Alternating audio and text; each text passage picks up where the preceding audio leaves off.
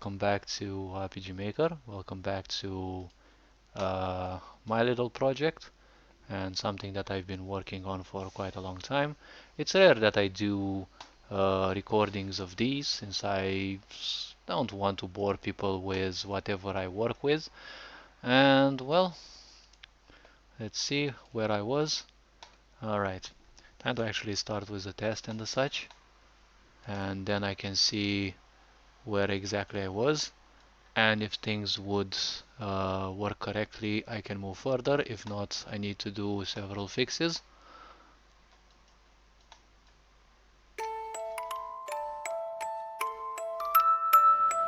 Alright, so apparently it also records sounds of this platform as well. Alright, so I was at crafting, and when it comes to trainers, I don't have the correct part of the code added yet. So it should be crafting menu, the resources,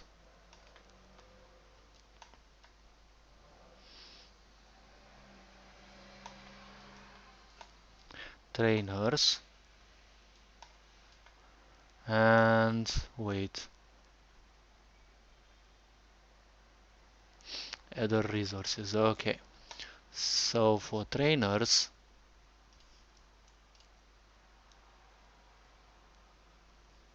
wait,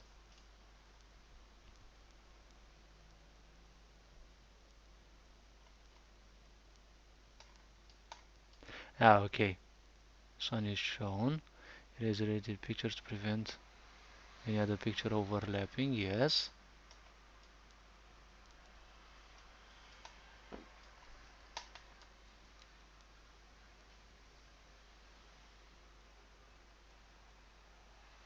I should be going somewhere else. Let's see.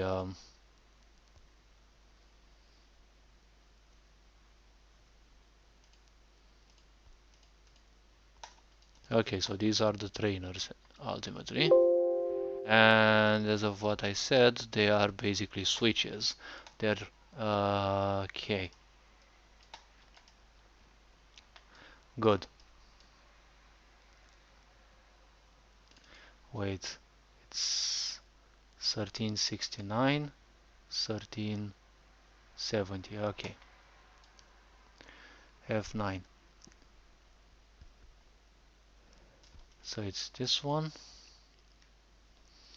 and this one. All right. This one should be in the else branch. Oh, well, I actually have this. Okay. Oh, yes, because it's only two of those. Yes, and they are tinted.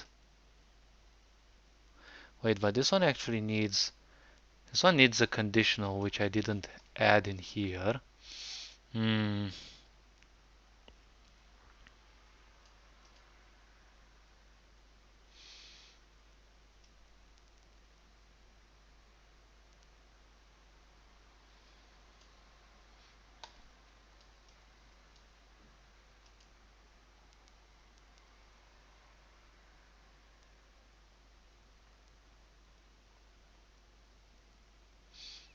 Wait, because this is where the trouble starts. This one must be true.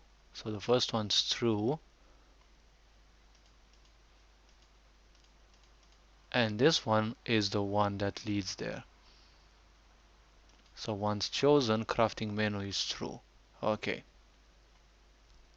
So for event number 1, I would say either resources, trainers, essences. So crafting menu is on. I have this one. When player chooses other resources, it's the same event in this case, so these are the other resources. But if they choose 2,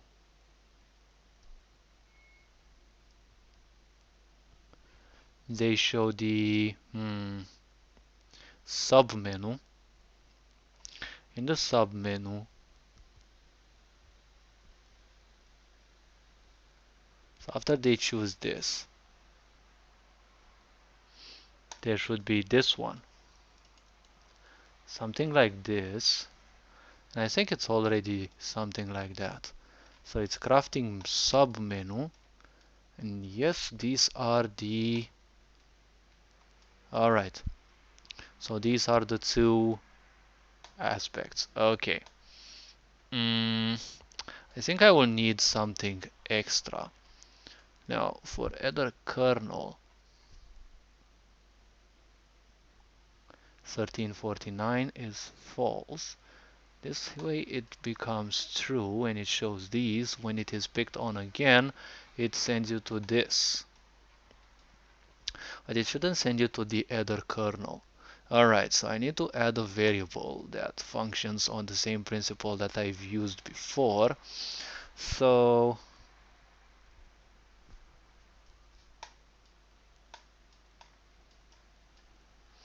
crafting menu here. Here it's crafting sub menu. Let me take a variable and play a bit with it and make this one even more complex than already is. Alright, let me see.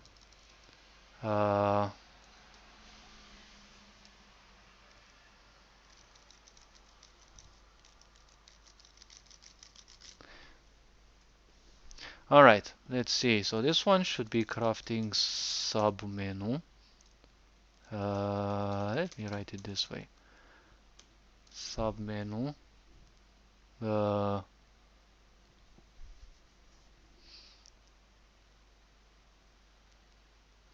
Let's see. Path indicator maybe. Alright. Okay, let's see.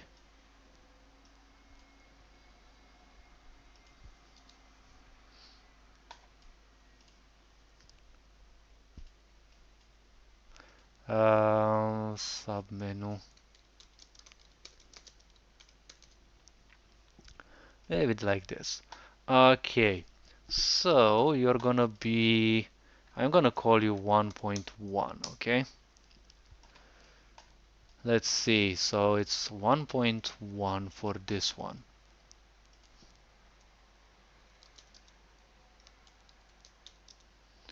For other resources. Okay, and then I need a submenu for this. Okay.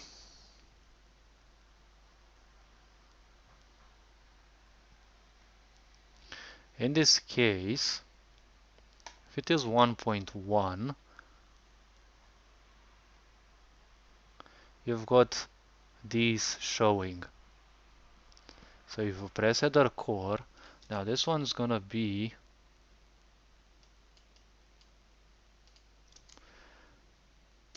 and $game variables dot value 1383, okay, equals 1.1, close the bracket. All right.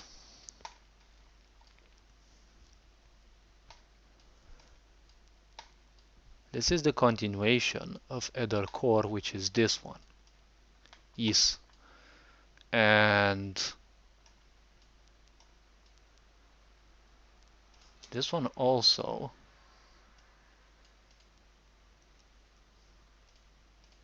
Wait a bit.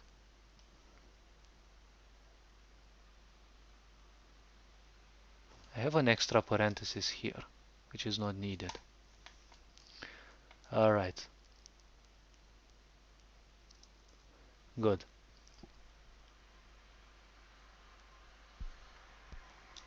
Good. So now this one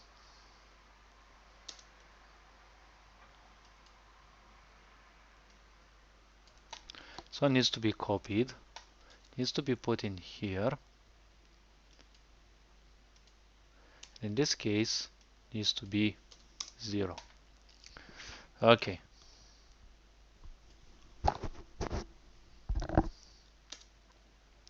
This one needs to be adapted in the other event. And as it is being adapted, let me see, where on earth would it be? Oh, here. Alright.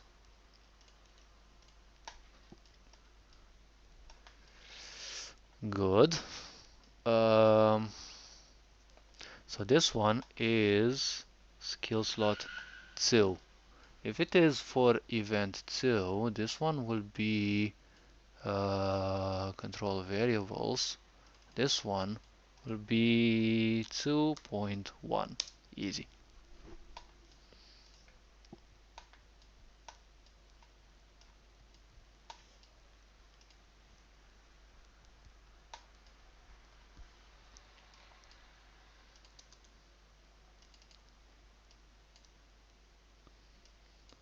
For EQEG.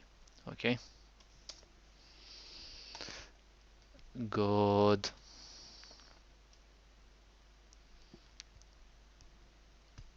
Now, on point 1 here,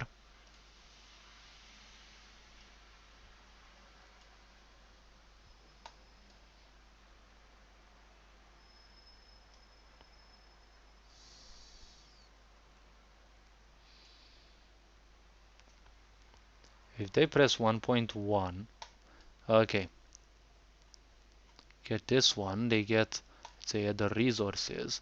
In other resources, this one becomes 1.1.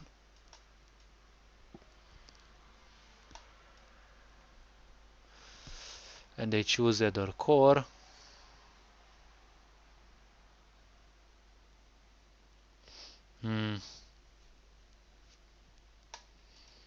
So it displays this, they choose other core, it starts this one because it is 1.1. But if they choose other kernel, well, the point is in here it has to be made so. There has to be a difference, and that's always the tricky part. How will I do the difference? Because there has to be a differencing in between whether they choose this one or whether they choose the other menu, which is the other core.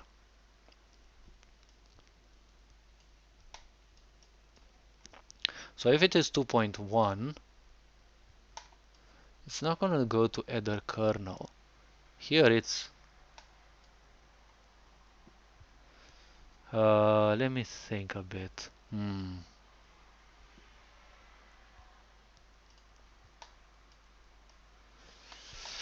I would say this one should appear here first.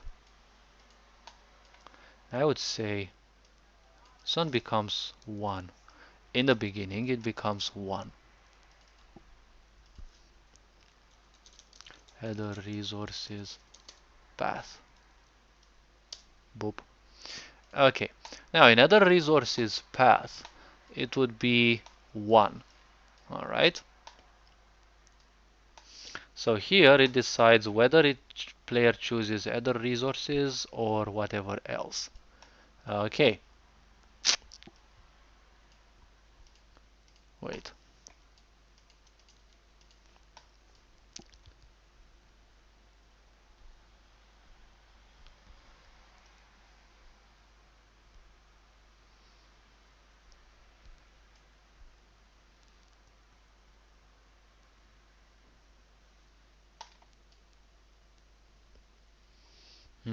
Wait a bit. Here it is rushed.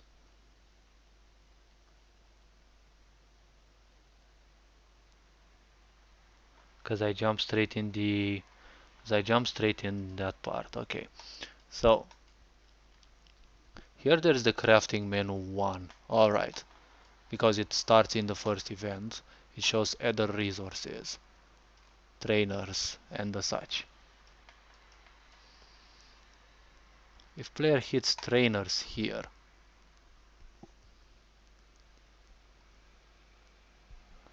wait, first of all, let me adapt this conditional as well. This one should be here.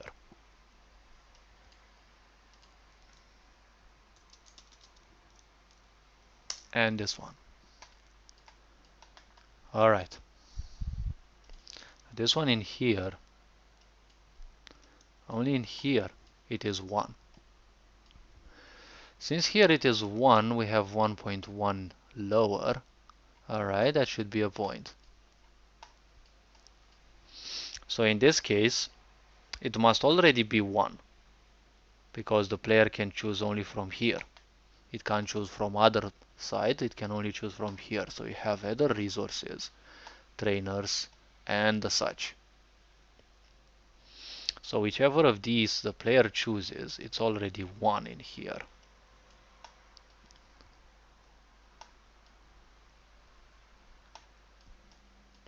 So when the player chooses trainers, in that part, game variables already needs to be 1.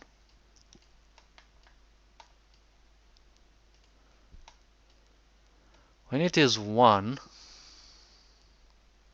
in this case they chose other resources, so it becomes 1.1. In this case, when it is 1,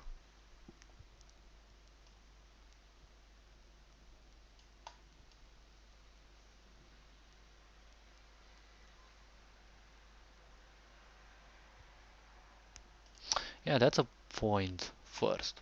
So they can choose other resources only here and trainers only here. That's a point. For now, that's the point. Okay, so if it is 1, it chooses this one. Okay.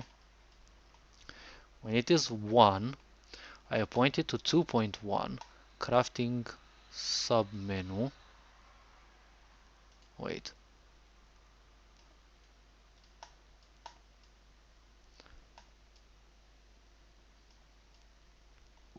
Well, technically it's about this one,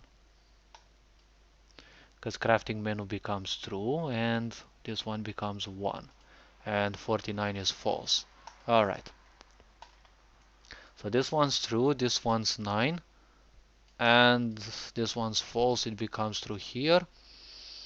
And at the right quintessence, yes, it's gonna be 2.1 here. I'm gonna call it so because it's menu 2 entrance.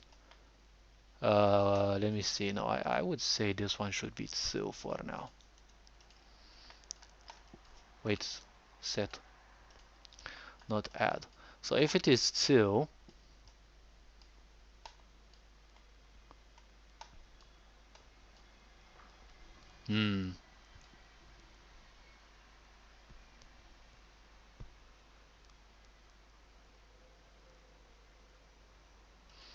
or 2.1. Let me see. I would go again back for 2.1. If it is 2.1, this one also needs to be adapted. And there should be 2 situations here. If it is 2.1 or if it is 1.2, because I've got 2 situations in here. So 2.1, I need to adapt to this one as well. And I need to take this one. And it's gonna be other kernel only if it is 1.2 here. So it's gonna be 1.2. Okay, but this one is not in the correct place because it's not for this conditional. Let me think a bit, because I kind of dislike these menu submenu aspects because they often can end up having the same conditionals and only a variable makes the whole difference. So I have to always know how to pick the variables values, and I don't like using multiple variables when you can use multiple values for a variable, and then you avoid going through 100 variables and then you forget which thing it does. Use less for more. I've made a video on YouTube about that. So other core, if it is 1.1, Technically, I need to also copy this one.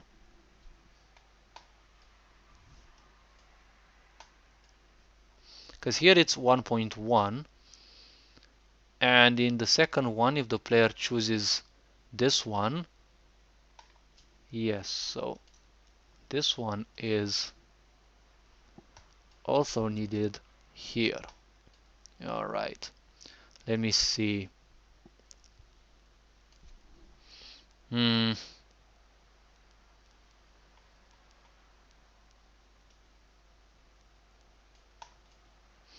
I could remove these from the else and leave this here. Okay. And make the whole difference here. And I don't think I need this else here. 2.1. Although, now I'm gonna remove the else, but when you remove an else in RPG Maker, better remove all the code in it first, add it where you want it, and then remove the else, because if you remove the else, it's also gonna remove all the code subsequent to it. So if you want to remove some else code, you don't have to delete it and then remove the else. If you don't need the else anymore, you simply remove the else and all the data in there will be deleted. Now that this has been sorted, I've got two situations in here. Got this one where it becomes 2.1 and it shows me these two. All right. Then I've got these two situations here. When it is 1.2, you show other kernel, and when it is 2.1, all right, you show 2.1 this one. Crafted other, right, okay. This one should be 1360, I guess. I don't know. 1360 here? Nope. Wait, these are the transactions ones. I don't need this one.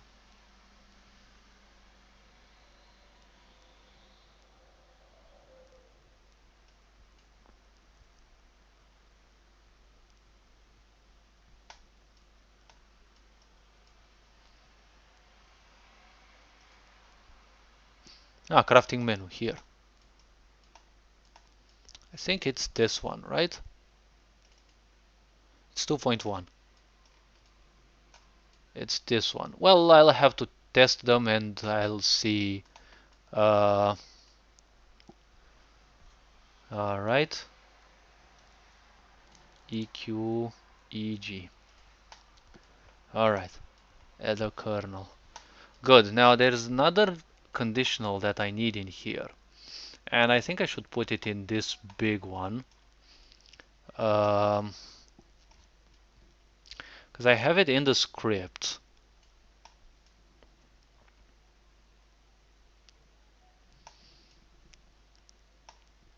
To user interface. Whether it's been crafted or not. First to have it implemented in their own conditional. Ah, okay, so it's...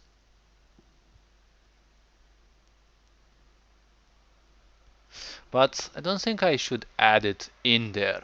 The point is, if the conditional to show player whether or remind player whether it was crafted or not. That is, this kind of works for now because I've stated in the test code that I don't have enough action points to do that. And I need to complete the code because it's not finished. So let me see. I kind of don't need that for now. I need to add it in here, and therefore I need the corresponding code, which is gonna be this one. Now let me actually open pictures because I also need this one, or I may actually need it. All right, now in here let's see, what was it? So it's passives. Where are you? Here. Okay, let's see the pseudocode. And we need, wait, no, not here. Wait, did I actually open the wrong one? No.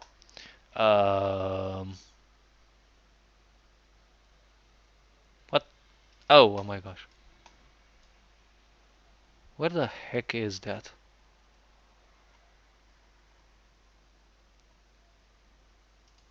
Why are attacks in here? Why aren't they in here though? Yeah, that's a different one.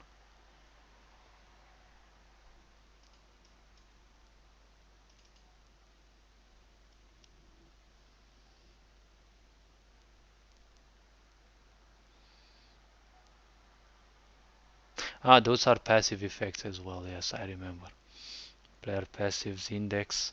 That's a different thing. But where on earth did I actually put that? Alright, so um,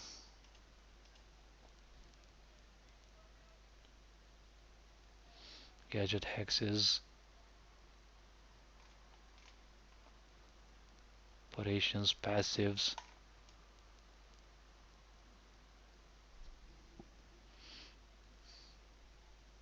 I think I put it in here. Oh my gosh. I've had some okay, it's here. Had some very busy days and I'm already starting to forget all these things. Okay, so all I need is to check any of these. So I need to check the variables here. Um,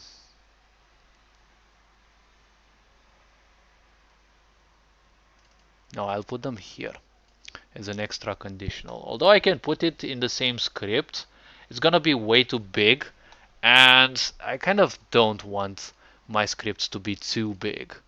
So let me see. Thanks to this beautiful plugin, I can use variable, what are they called? My brain ain't working for now. Alright, so I'll need this, okay? Dollar game variables dot value 890 dot this one. Alright, let me see, equals false, okay? Um, let me actually go for true.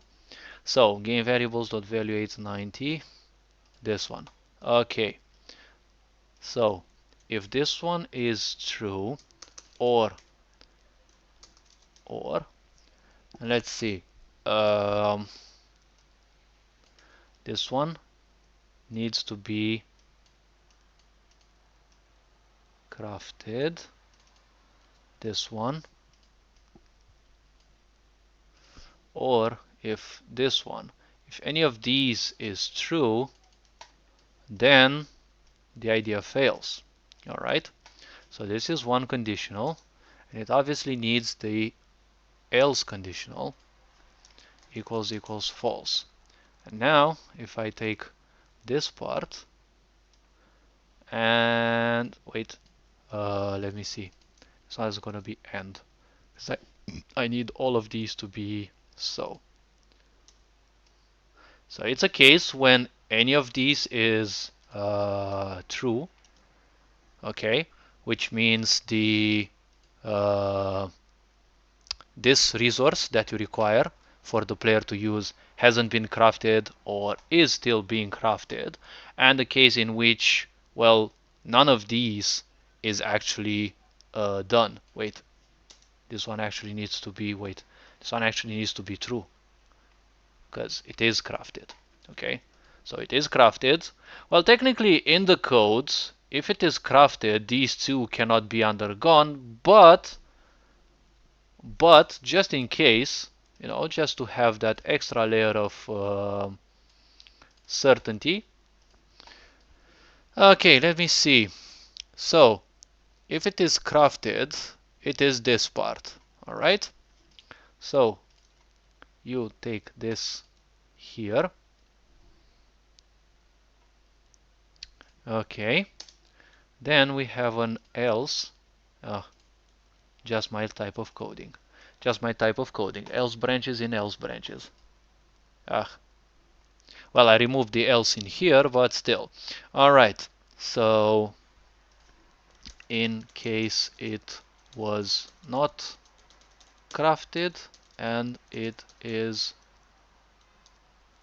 not being crafted. Okay.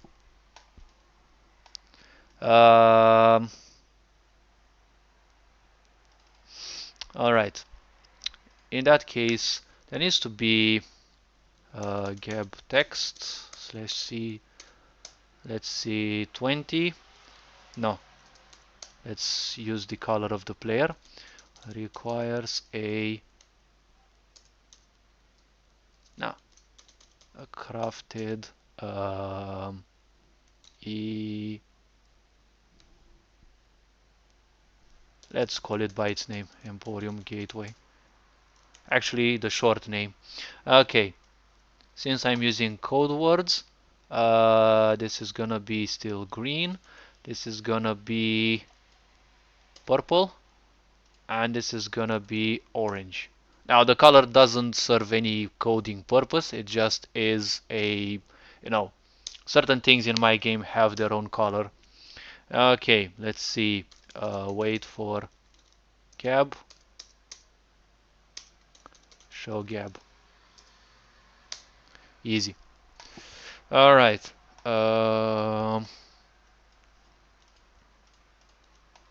exit event processing. And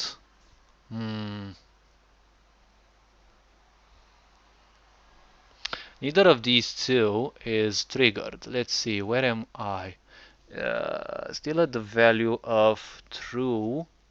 That is false, and that is 1. So the one that's needed to be shown would be this one. These pictures will be shown for the player to interact with. Or wait. Should this be the one? Yes, still this one. Okay. Now in this case, in the higher case, this is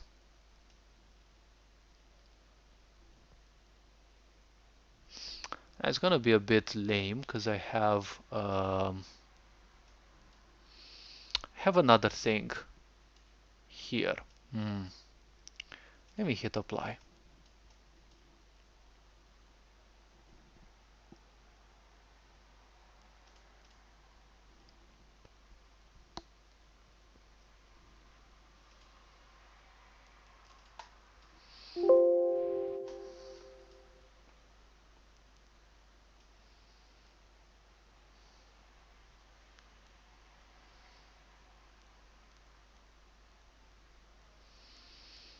And crafted material.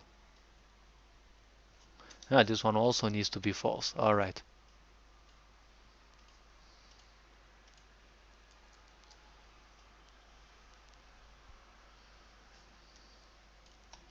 Okay.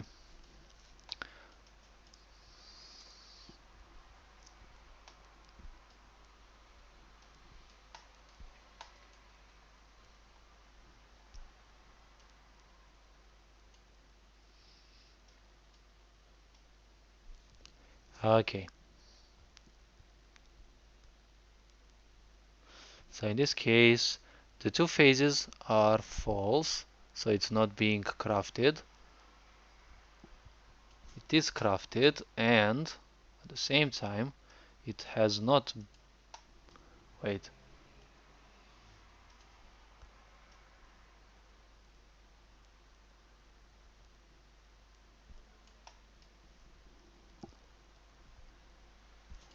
And in this case, or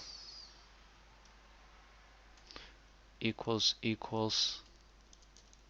true, and obviously delete this part.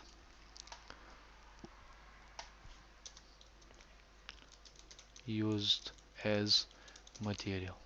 Alright. Good. So let me see. If I am to simply go further.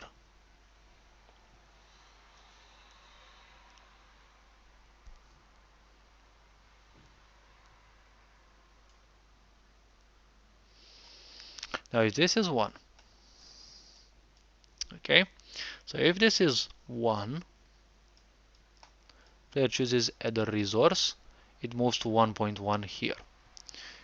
What if it is okay, 1.1 in here?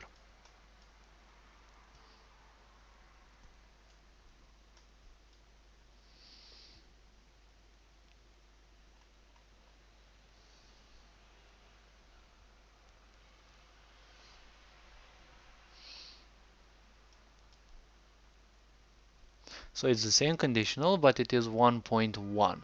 So if it is 1.1, then you point to the other kernel.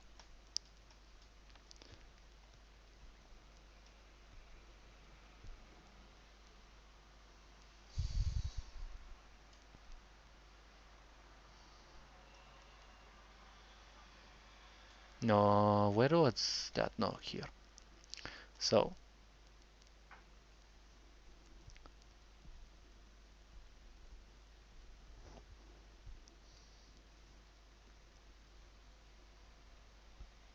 hmm,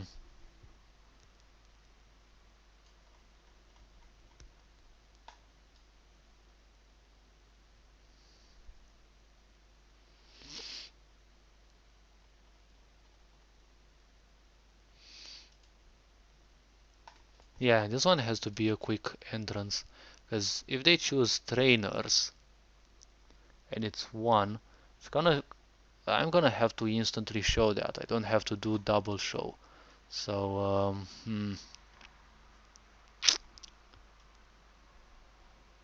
no, not this one. This one should be the else.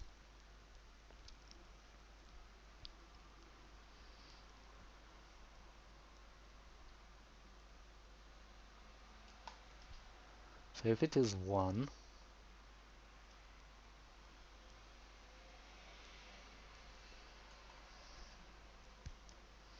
it becomes 2.1.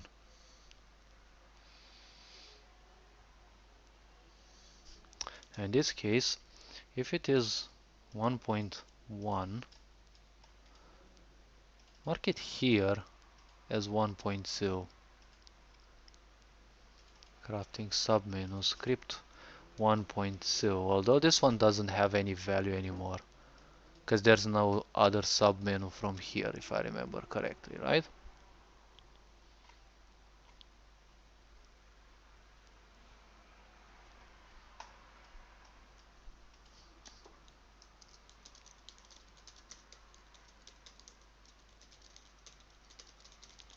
Choice again. Alright.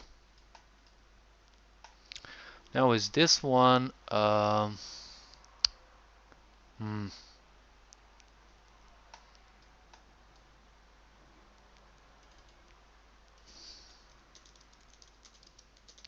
doesn't have any use for player, but is good for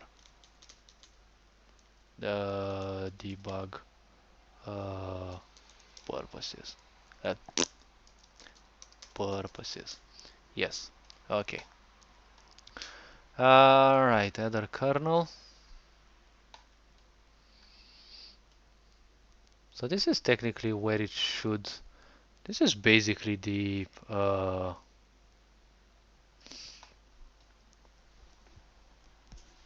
this is technically how it should be, I'd say. Um,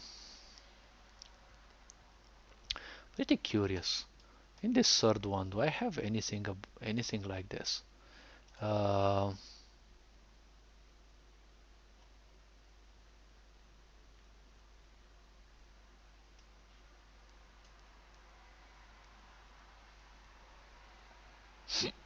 no, that's a different thing. So it's this, okay, 3043. Okay, I think this one was not continued. It's something that I kind of have to do. This one will be a bit lower, 1343. No, oh, much lower. Much lower, 4, and I think around here maybe.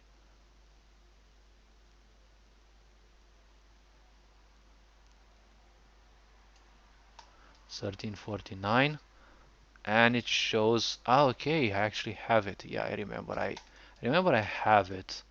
Ah, yes, I actually changed them today, but I have to change them even more now. So Adderite quintessence requires 1. Wait, no.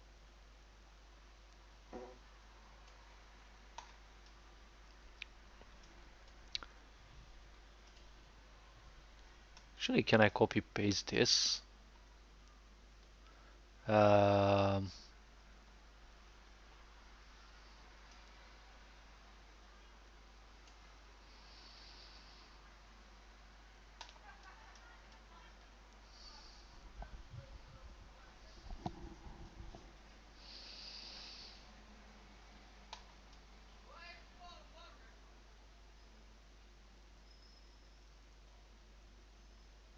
no, this one should be actually 2.2, I guess?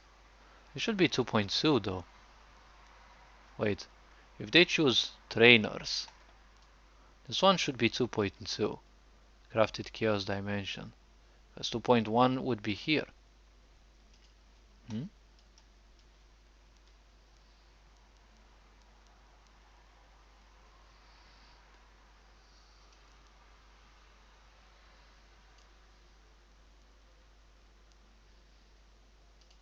Wait.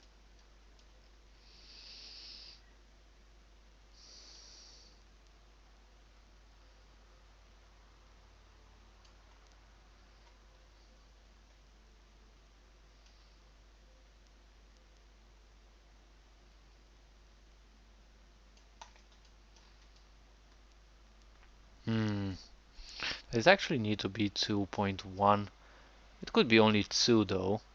And if it is 2, I think it could suffice. So when they choose the trainers, it's gonna be this one.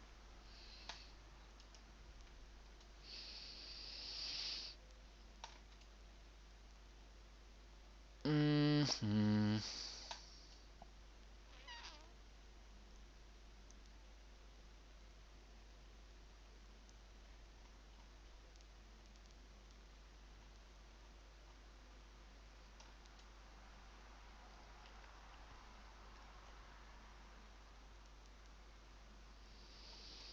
This one needs to be copy pasted for sure.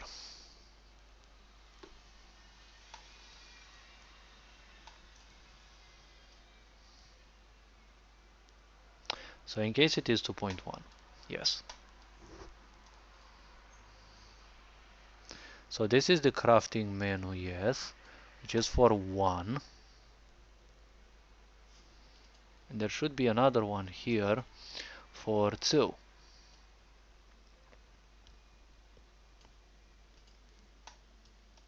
In this case, I would say you only need to be 2.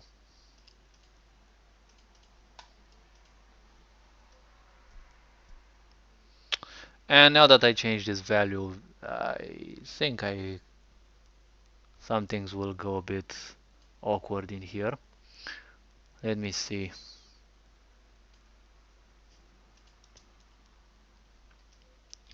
You only need to be 2. Alright, Emporium, whatever you call it. I would say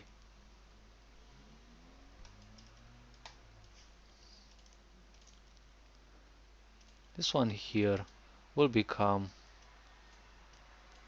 2.2. And in this case, it will become 2.1. Okay, so to show that player chose the trainers, I'm gonna use 2. Alright, and it's gonna be 2.1 here. Delete this one. Alright, so it is crafted Aetherite quintessence blah blah blah. Player will choose Aetherite.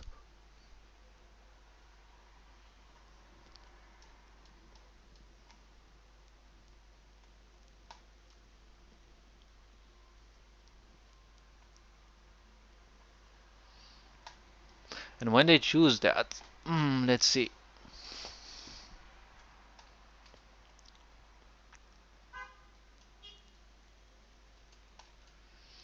I need to copy paste this one as well.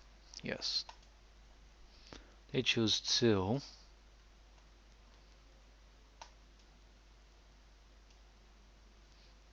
It's gonna be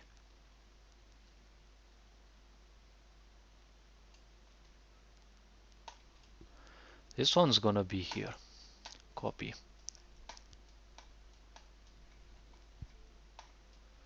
Alright. In case it's 2, it shows the sub menu.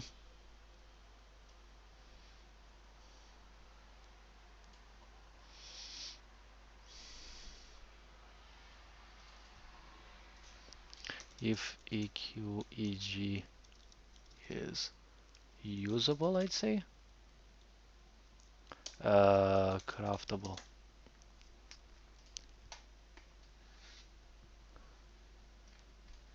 Wait a bit. I'm in the crafting part. So, since you can only craft this once, now I kind of realized this one has to be crafted. Okay? Not crafted, not being said crafted, and not used as material. So these are the conditions. Alright, so let me see. This one has to be false.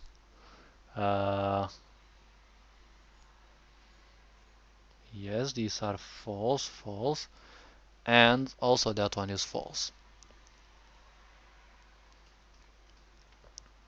Okay, now in this one, if it is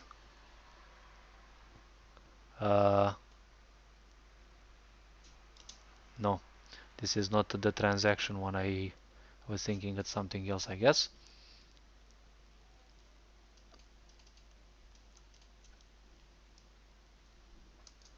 Alright, this one here must not have been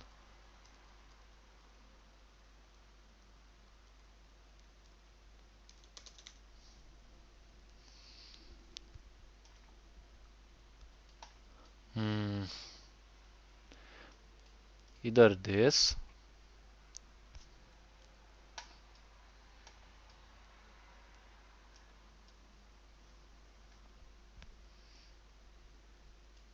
I will leave it like this. It's just a text. The text can be changed at any given time ultimately. So yes, this is basically how it will be for now. So 2.1, it's gonna be this.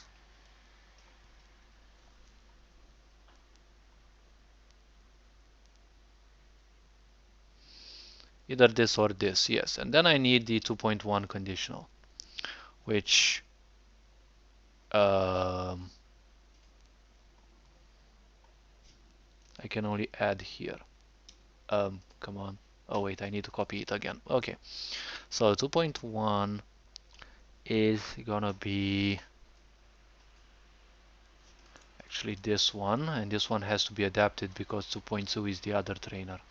So ether core blah blah blah. Wait.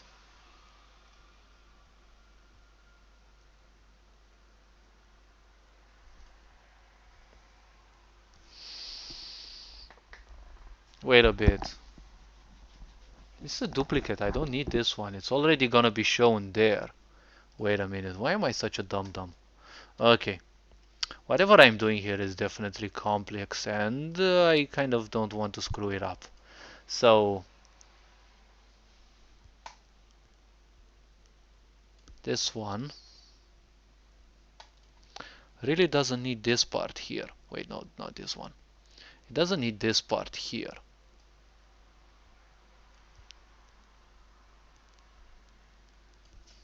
It only needs this part directly. Okay? If it is equals to We will make this one 2.1. Obviously, it's not gonna have any impact or any importance or whatever. Mm-hmm.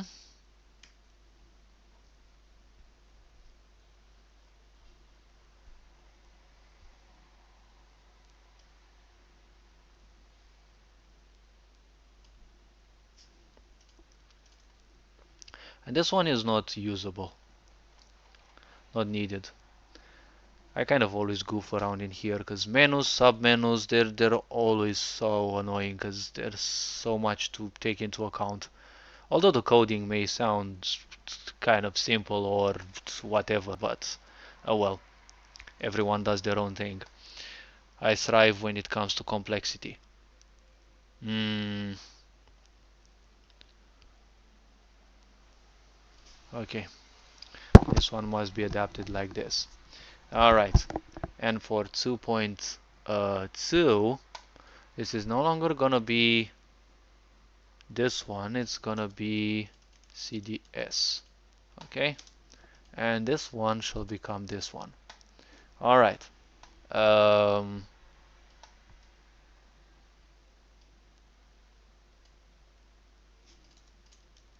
let me copy these ones. Wait, how does the menu look like? Um,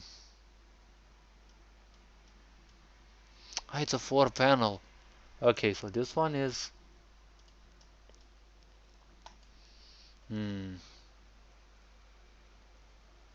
Okay, this one is really low. Um,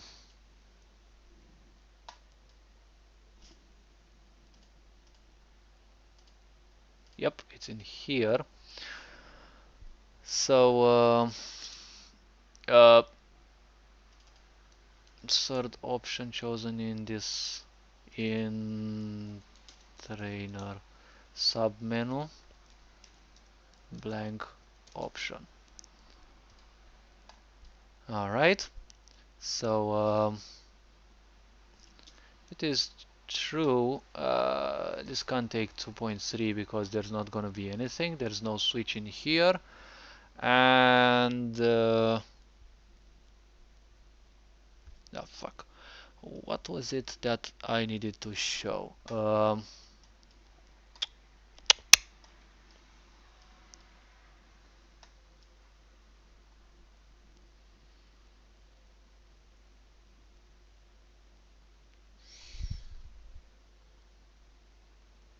This is what I need to show. Yes, so it's gonna be way down here. Um, these. Dude, I copy pasted it. I copied it. Oh well. Need to do it again, I guess. No, not this one.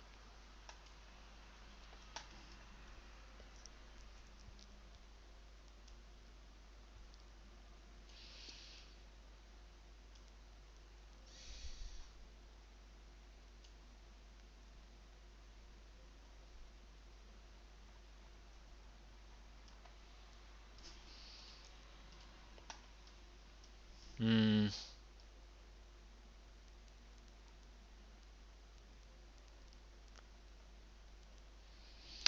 And I'm always torn apart in here. If it is 1, do I make it 1 back? Um,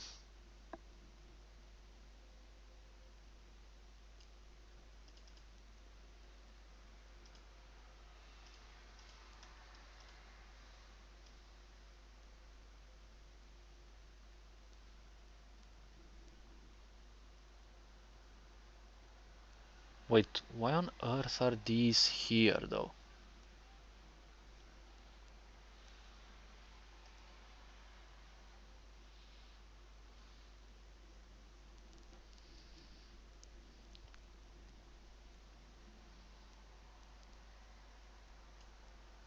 Dude, these shouldn't be here though. These are transactions for fuck's sake. These aren't trainers. They're not even showing up here. Okay. Uh,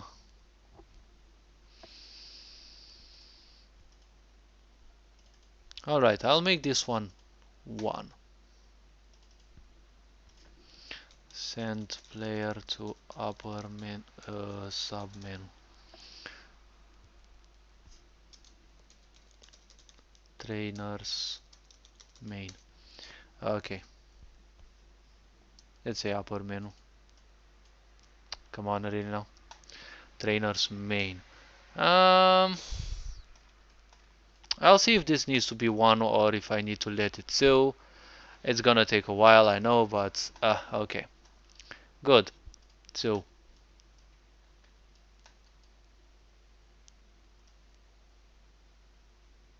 Where on earth were you?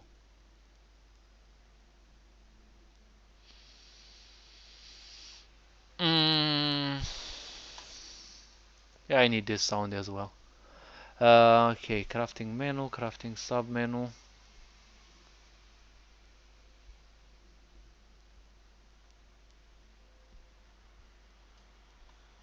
You know what? Screw the sound. I need this one. I need this value.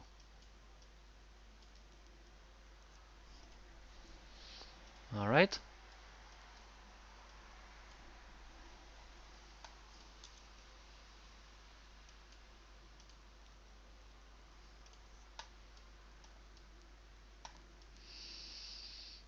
Mm -hmm.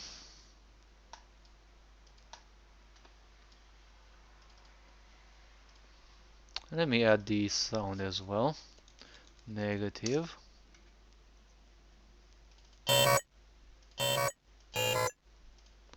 Alright. Now is the sound also added? Well, I'm not gonna conquer the world or change anything specifically, but oh well.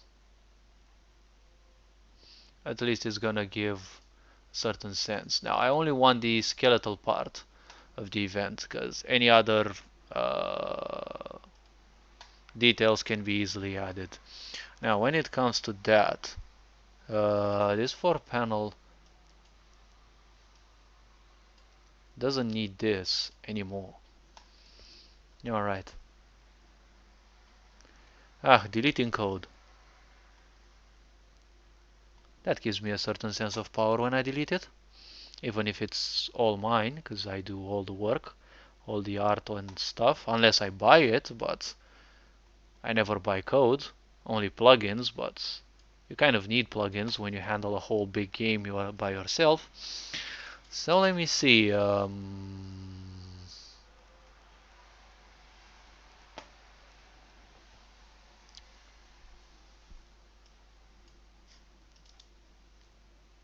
Don't need this command as well.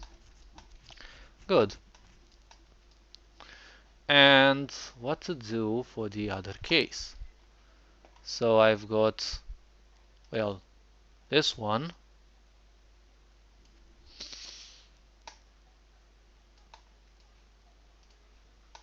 And how do they look? I need to see it again.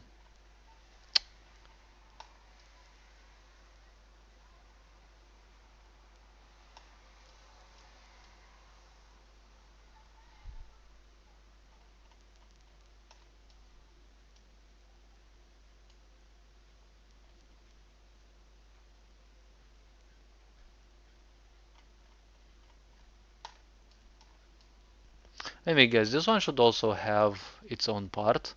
Coalesced netherite. Good. Do I have that? Okay.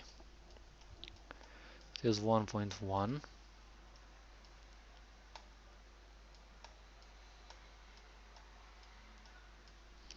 Good. But I need the other option as well. So in case of 3, which I think is this one.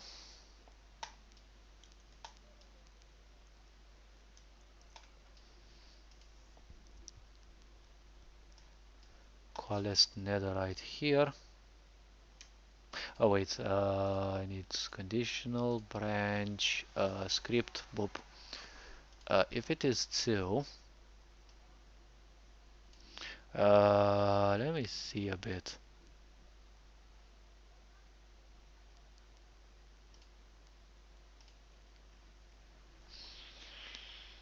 Mm,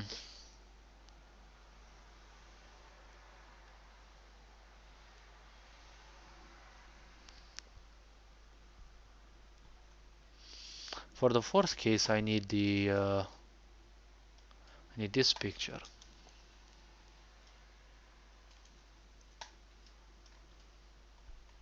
Hmm.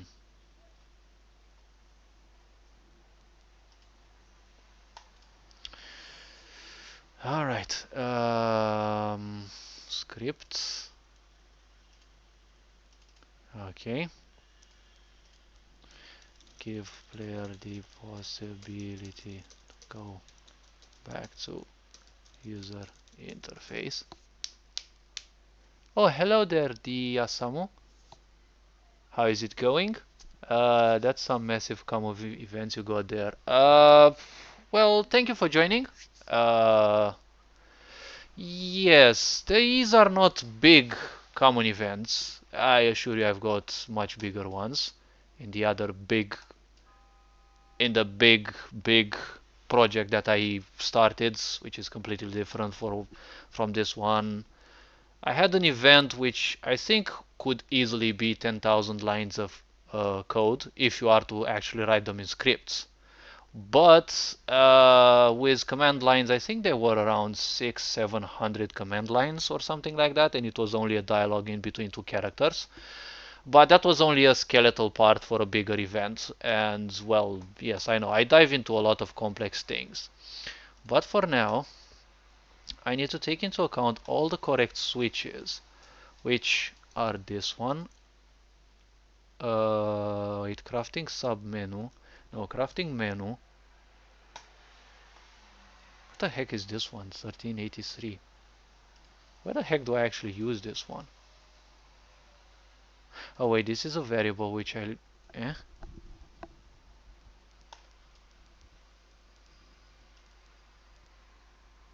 Is this the actual variable that I'm using? My gosh, I'm getting lost in so many details.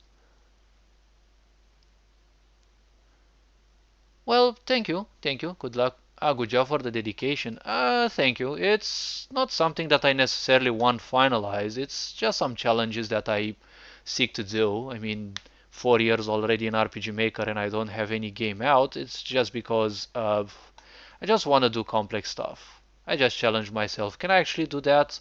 Oh well, yes or no. If I can't, well, I'll try it. Eventually, I'll find some plugin or something that can allow me to do. Or I'm just going to improvise without any plugins. I've stood a whole month to find a plugin that could actually help me with time and time management in the game with creating a clock system. But the problem was none of the plugins were actually working with RPG Maker's own timer system because I had to run them both in parallel, and the problem was that the game itself apparently was normal while the plugins felt a bit falling behind, and they did so. And the problem was the event actually had to be perfectly synchronized.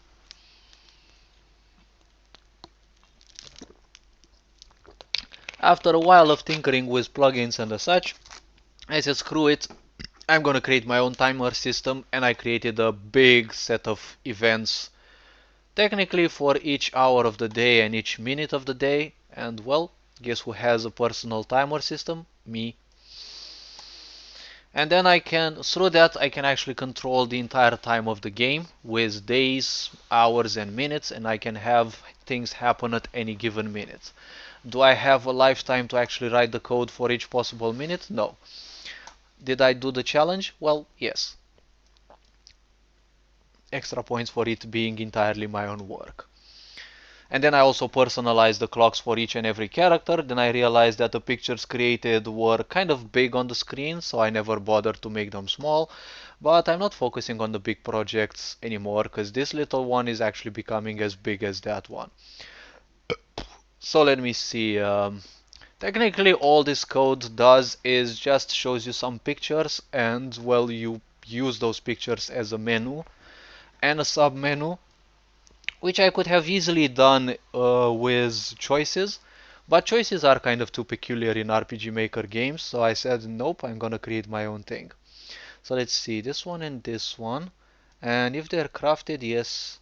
If they're not crafted, they're tinted, yes, and they kind of show tinted, and it kind of shows horribly, but I want the event chain to actually work.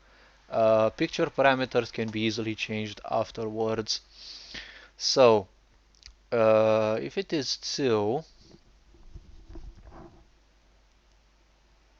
so yes, 1383, yes, this one, yes. I almost got lost in here, so I need this one, these ones, and 49, okay. So if you go back to the main menu, wait, nope, where the, okay, yes, event number 3 is the only exception. Okay, so crafting menu, here, oh yes, here. So I've got these. Dude, why on earth are you doing this to me? I copy pasted those, but it doesn't register. What on earth is this? Okay, so copy. And they should be here. Paste. Okay, crafting submenu becomes false. 1343 also needs to become false because you're no longer in any menu. And then you become back to 0. So that player doesn't have any problem when they want to get back into the system. And let's see, reset any user interface values to default. I mean, 10% or 15% of my whole project is just nodes. Alright, so it just shows this one. Now, just to be extra sure, I'm gonna open this one here. Why that one actually disappeared, I don't know. I'm gonna do the 200 IQ move because I've been experiencing for almost 9 months. I've been experiencing crashes over crashes over crashes. I think I paid like half of my bad karma through those crashes, and it really becomes frustrating when you lose a few hours of your lifetime and you have 2 or 3 of those crashes in a row and you have to write the same fucking thing again and again and again. What you can do in RPG Maker when you have big processes, big games, big stuff, and you can have crashes, you can open parallel versions of the game. You can copy paste your events like I am doing right now. Since these, I don't know how much I have changed those, but alright. Now this was a backup where I had only the common events, but unfortunately I backupped the wrong thing and now I have a replica of my project, which I kind of don't mind. And when you apply and save, if it crashes, only that current instance of RPG Maker crashes. Sadly, it only took me 9 months to realize this, but I found out the source of all the crashes, and it's no longer crashing. But, you know, after so much trauma, you still want to be sure that nothing bad can happen, especially if it's on your time. Save often. Don't tell me that because it really hurts my soul. I'm a very tunnel vision person. The hardest thing that I've done was a shop event. I got so tunneled on it, I worked for like 12 fucking hours. 12 hours, no save. And, well, I took minor pauses just to stop the train of the imagination because I was already envisioning how I could and would code it, and I needed to put a break on it so that I'd, you know, remain still connected to the world and not lose myself in fantasizing how I would finish things. And after 12 hours of that, I didn't even I couldn't even do anything. Like the whole RPG Maker crashed, and it was the big crash, not a small crash. I didn't lose just the 12 hours of the event, I lost the entire project as if it wasn't created. Fortunately, I had a backup done the previous day, I swore for around 5 minutes. I went to bed, and the next day I woke up. I did the same thing in a minor version, because that event was big. I mean, the shop had all the possible else's. So it was only a shop where you could buy some stuff, and depending on how much you could buy, because I said, okay, let me actually be someone who actually cares for some people's time. And in that shop, you would buy some resources. There was a limit to those resources, so there were obviously exceptions which I made in case player would accidentally buy more. So depending on each and every case that the player could choose to buy, the else's would tell them, well, you're attempting to buy 4, you already have 3, so you will have 7. You'll only buy 2, and well, the correct amount of resources, aka money, would be required. So that amounted to about, I don't know, 2000 lines of code. I don't know exactly, but yes, it was a traumatic experience. But it just goes to show how much tunnel focus I can have, and that's something that I'm moving away from because I don't want to, uh, you know, it became a bit too detrimental to my existence. Okay, let me actually hit apply. The event did not require variables. It didn't require too much. See, I want to, I can't say necessarily revolutionize, but I want to show people coding can be done in a different way. Yes, I'm not working yet in Unity and Unreal, but I've got 4,500 hours in RPG Maker, I think, or something like that. I've invested more than $2,500 into it. So I can say I'm not necessarily attached, but I'm quite into it. And I'm interested in using as little for as much. And I've also made a YouTube video on that, how you can use variables, uh, very few variables for a lot of effort and for a lot of things. Because what do people do? They waste variable space. They're global variables which can be accessed from any map. If your maps don't simply communicate in between themselves, you can use the same variable to do multiple things. But you will need Excel spreadsheets and the such, things like this. Okay? Things like this. Okay? These are some skills which I created because I always create complexity, and I doubt a human mind can actually remember all, effects big or small like this, right? You need a lot of Excels, you need stuff that can actually, you know, remind you of certain things. For example, this is a skill of the player, one of the skills, okay, and the player has around 70 skills or so. That event only used, I think, 3 or 4 variables because the gold and the silver were 2 variables that the player would pay, and then there was one extra variable, well, one variable for each of the resources that you could buy, or actually materials. Yes, you would use resource to buy materials, and well, that's it. And there were, I think, 10, 11 materials. So in total, yes, there were what was it, 14 or so variables or something like that. People would probably have used more than that, but all right. Did it freaking save? Good. Time to nerve wreck myself. A lot of variables is what this project is using. Like some parts of it actually make use of, I don't know, 40 switches and 20 variables at the same time or something, and they randomize and the such. Alright, let's see. So I was working on the crafting menu. Let me see the crafting freaking menu. Game, please. Thank you. Okay, crafting menu. Let's see. Other resources. Alright. Gonna go to other resources, and there are the 4 ones. Okay, now this one actually needs to be changed. It's 1 1. Yes, there are for every profession that the player will face, there is a page for that.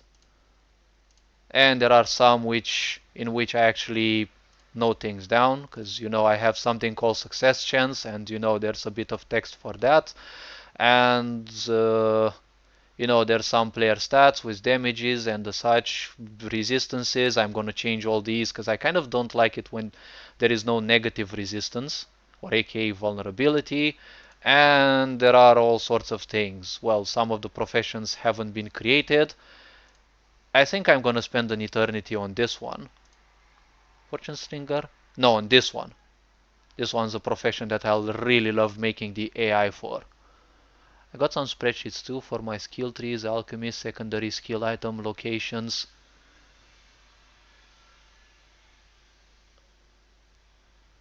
It's like I'm building a gamefax.com notepad file. Well, everyone is creating things on their own, yes, and some of the professions haven't been created yet because these are somewhat more modern. And I also have things like the enemy abilities. These are small enemies because I want to start with enemies that have a few skills. Not like something like this one that has the whole Genshin in its mechanic. Because I said, okay, Genshin Impact, a game that I kind of liked. I said, okay, can I actually create its mechanic in it? But Genshin Impact with the elemental combination ain't the first game that I actually saw that in, since I played Guild Wars 2 for around 8 years. Actually, I played it since beta, so it's 10 years. It also has an elemental combination mechanic. And I said, okay, can I actually create something like that? Well, sure, this is the profession. Now, these professions cannot be played. They're only going to be faced by the player. I'm also thinking of a system where you can actually play these and play a bit with the gacha coding and the such. But obviously it's going to be a single player game, so there's not going to be money and the such. And I don't like creating overgrinds. I like giving the player the things in their face, okay? These are the things that you need, and these are picture IDs, for example. Each picture IDs, how they are used, and well, it's much more complex than this, but I only need the base ones. Oh, these are the animations that I'm gonna use for the skills, and it's gonna grow bigger, but for now I'm not gonna bother with that. And well, I wanted to create a structure of the menus and submenus, but oh well, it's not gonna be too important. Alright, this one needs to be changed. I think I can easily remove the 1 second wait time. So it's this one, 5. Let me remove the wait time because it's not important. In this case, I decided that the next page is not important because there is no such thing as a next page in here. So there it goes. The first design change. Pictures. I also need to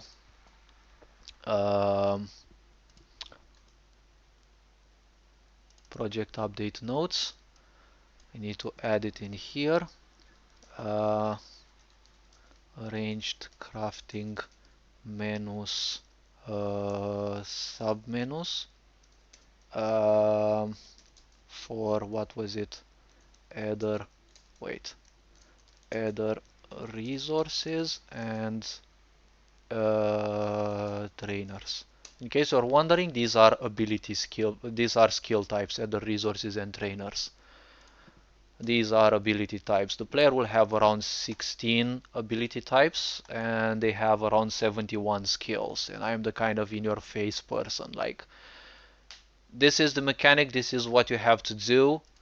These are the tools. See those enemies? It's your fault they're still alive. I don't like drowning the player in all sorts of irrelevance because the player's time is very important to me. The player is not immortal, and if you can make a game that's finishable in, I don't know, 20 hours, don't make it 100 hours for nothing. Blank options, okay, 3049. This one actually has it. Alright, let's get back into it. Wait. Delete the wait frames. That's a cheeky way of imitating that something loads in the background. But initially I wanted to make sure that the player wouldn't simply spam the shit out of the button. Crafting menu. Today. Game. Thank you. Do I have any errors? Wait a bit. There's also a minor problem.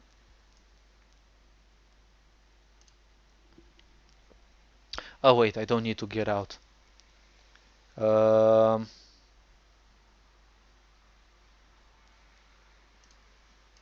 me close that. User interface. Okay, the dimension of the pictures need to be adjusted to 19.5. Apply.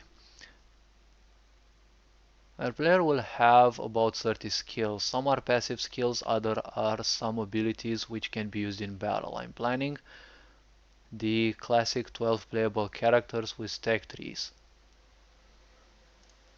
Well, depends. Depends on how people want to do their functions. I really want to dive a lot into AI design. So I'm not sure how the player will feel, the player's character. I was thinking of adding the other lore-wise characters, but that means so much extra coding for me, and it's busy days, busy stuff at work, mother calling me that she needs me, and kind of feeling a bit far-stretched. If I were to just live alone and make money out of this, probably I would have done a lot more, but let me see right now. Save. So, now that sub-page shouldn't be doing. Now, a lot of people I see, they create classes and subclasses, and some people say, well, when you reach level 100, you can't do anything else. Well, technically you can do over 100. You create an extra class which you give the same name as the first one, and when the player reaches level 101, when they would level up, you delete the first class, you give the player the second class. And when they look in the menu, here they will have the same name for the class. And well, the problem I think is gonna be it's level 1 again. So in that case you can actually say, wait, you have reached level 100, now you're gonna level up to another subclass. Or all sorts of things like that. I've tried to mingle with all sorts of things. Alright, so finally these two things are no longer shown as I was interested in. I love this thing. I actually stood 2 days to actually create it. And it actually now has all the possible things because you can't move outside of the arena. Bup, bup, bup. And you can't move outside of the arena, but you can move anywhere in here. These will actually have other correct conditionals attached to them in order to work. But for now, let me see.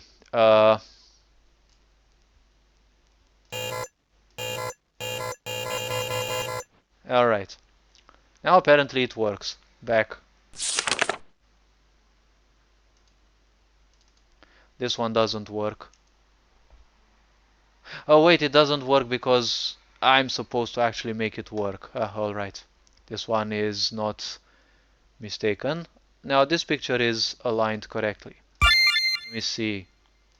And for some reason this one doesn't want to start again. The encyclopedia works well. In case you want to take a look at it. View stats is not available. Story is not available, but you can see the abilities by types. These are the types of abilities that the player will have. And you can actually choose from here. Basically these are this is the table of contents technically. My RPG is mostly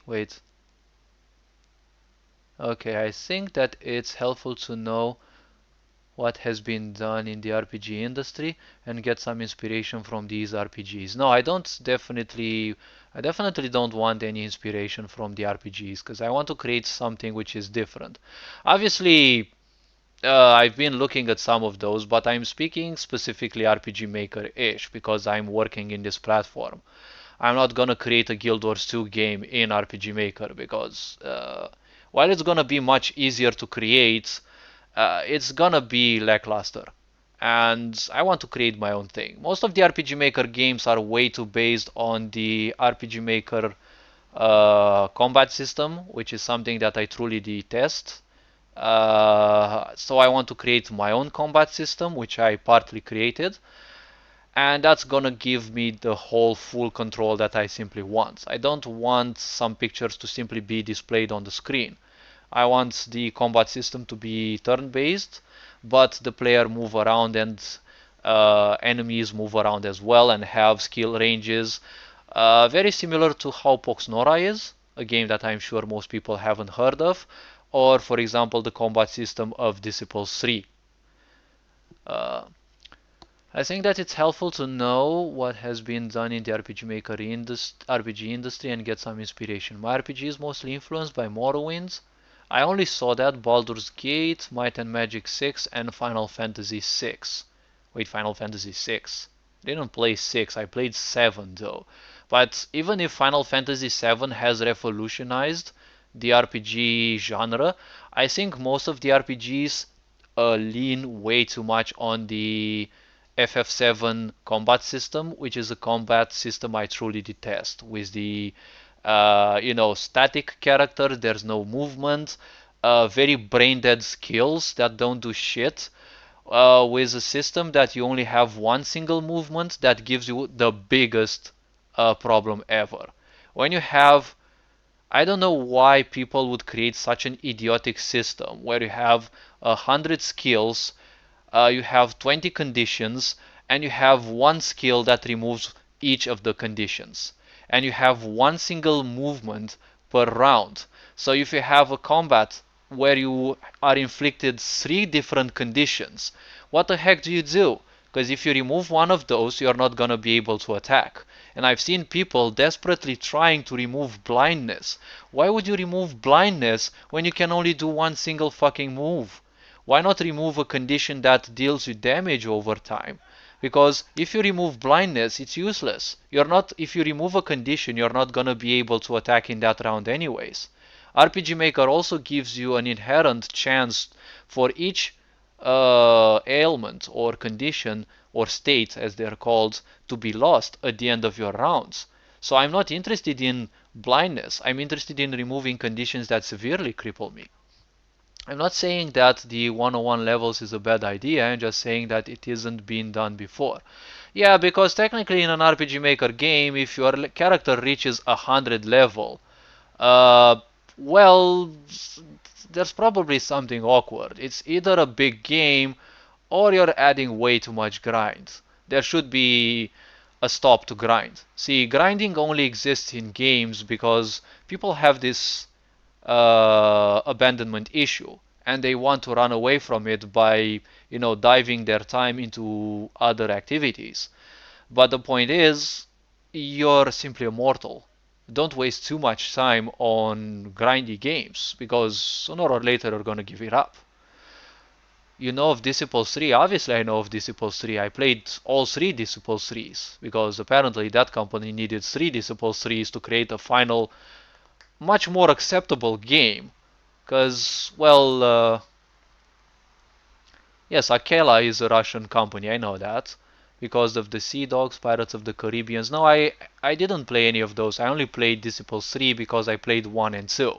1 was a bust, but a bust. Yeah, 1 was great because I played it back in the times. I would still play it now, but unfortunately the new versions, the new systems kind of don't want you to play them anymore. And you can actually scroll through the ability types. I used to give them names, but the names looked so awkward. You can simply click on it and it will show you the skill name. And you hit continue. you hit any other one and it simply does. You have skill tags so that it shows you what you have. There are some abilities that actually uh, have more tags. Wait, I need to fuck. I screwed this up here. I need this one actually had its text here, but unfortunately it got changed because the text got bigger and it wouldn't fit the text box. Where the heck is the encyclopedia? Encyclopedia, skills. Wait, don't tell me it's a single. No, it's not a script. Next button, yes. It's in the button, the previous. Okay, right. I'm also a big fan of Disciples 1 and 2 and Heroes of Might and Magic. I only played Heroes of Might and Magic 6, but just for a bit. How come you know of Disciples 3? Only deep fan of the genre know this game. To me it stayed underground. How come I know of Disciples 3? I played Disciples 1 quite a lot when I was a child because I didn't have other games. I'm that misfit who never played Heroes of Might and Magic, StarCrafts, Warcraft 3. I never played these games. I played Star Trek Armada 2. I played Alien vs Predator, Disciples 1, and other games, Conquest Frontier Wars, and other games that most people probably haven't heard of, probably never will. Alright, let me see. So these ones are the trainers. Add a resource page, add a resource. No, no, no, no, no, no. Trainers. Alright. So the picture that needs to be depicted is Thaumaturgis's store. Okay, pictures. Um,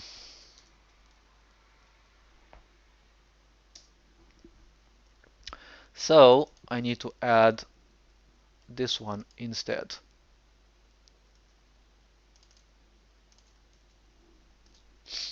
Alright. I'm assuming it's the same thing. Okay, expectable. At least I can change this one. Let's see, it's called entropic heaviness.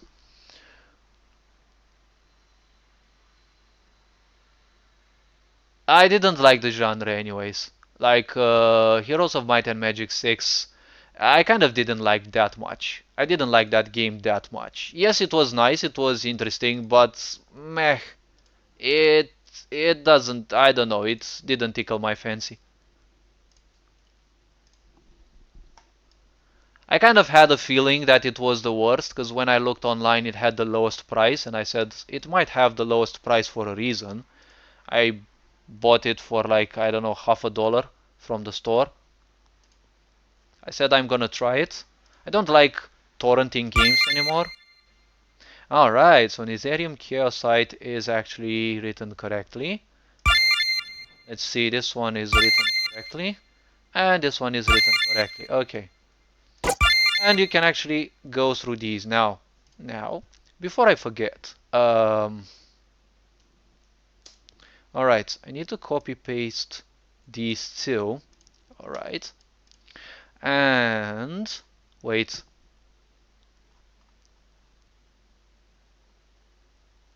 I need to add them here because in order for the event to work correctly, it needs to be specified in multiple locations. And that's why I love my mind, because it can think on several things at a time. If it weren't capable, well, I wouldn't have done this. Wait, Ascension Pass. I think trainers were before that. Yep, trainers. Okay, trainers. Oh, wait, it's display same page again. Yes, it's another part as well. Okay, so it is here. It is also here. Boop. Wait. The parameters are all correct. Okay.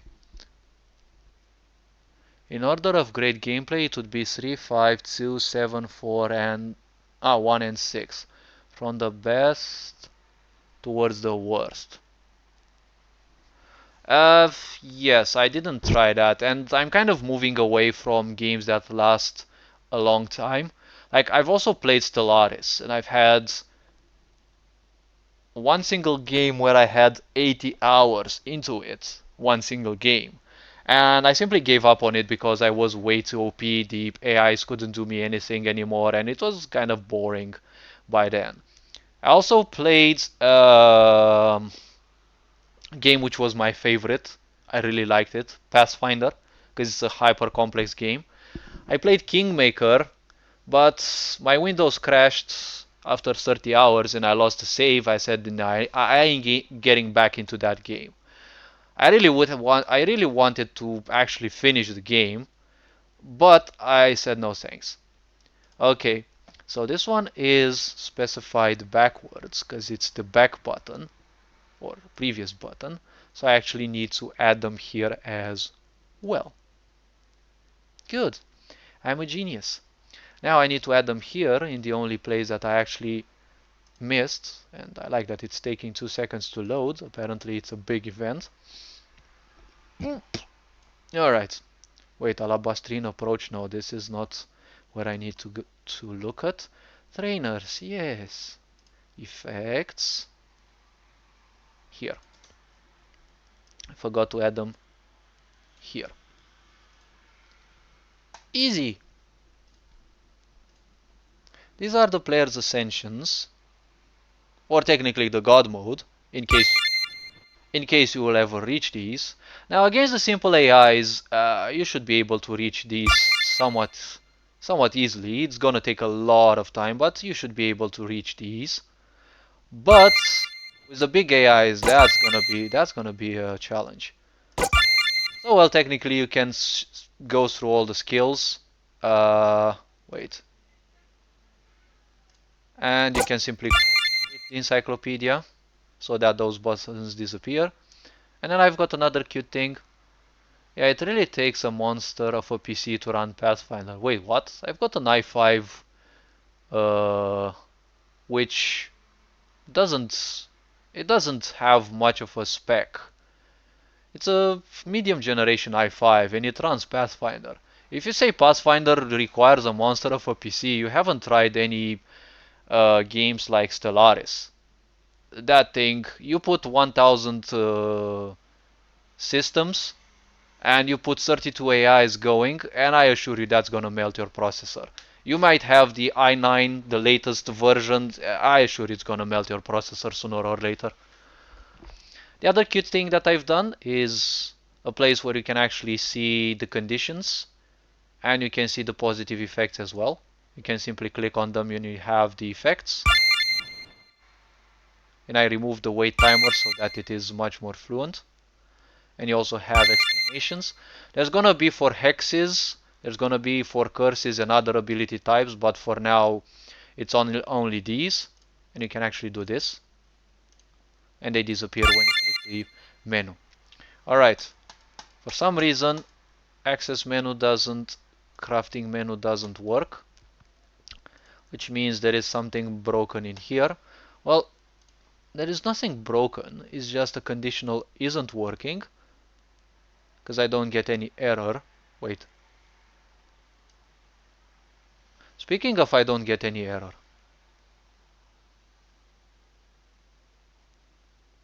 Wait, this is technically... Oh, there's multiple of these.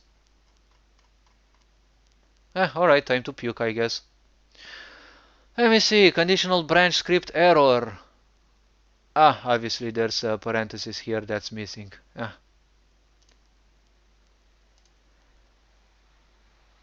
Coding is fun, they say. Now I need to find all those instances where I actually wrote it wrong, and I need to correct those. Oh well, ain't that cute. Oh well. This one.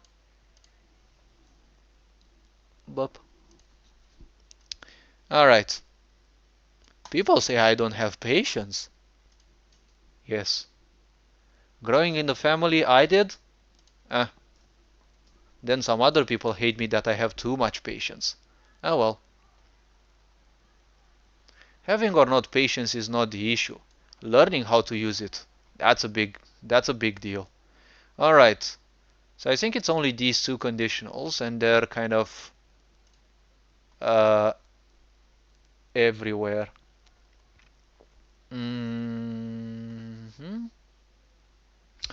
So it's here.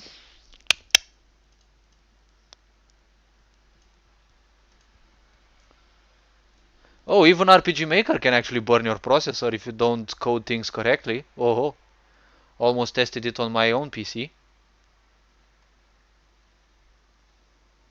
Since I've been watching a lot of people's guides, oh my gosh, now when I look back at those guides, no thanks, I wouldn't recommend those. I don't know why people have this stupid, well, if you don't know it, you don't know it, but I don't know why people always code their doors or stuff that they don't want the player to interact with as parallel events. That thing actually runs 60 times per second and it consumes a lot of resources. I've done that in my big project and I've had around 40 parallel processes running in the background. Two parallel processes that were constantly changing variable values 60 times per second. I was having around 1000 plus animations on the map. I think, wait, there were 600 events shifting through 4 pages each, and at the same time I think I had around 3000 auto tiles on the map, and that was consuming around 45% CPU usage on an i5 processor. So if you don't code things well, I assure you RPG Maker or any platform, programming in general can burn your processor easily. Easy peasy. When I shut down one single event, which was the event handling the detection for all the what was that? All the security cameras that I had in the game, when I shut that thing down, that was 100 megabytes of memory less consumed by the process itself, by the game itself. Just 100 megabytes of memory in one single event being shut down. I shut down another event like that, another 100 megabytes of physical memory usage or whatever that thing is, the thing that you see here.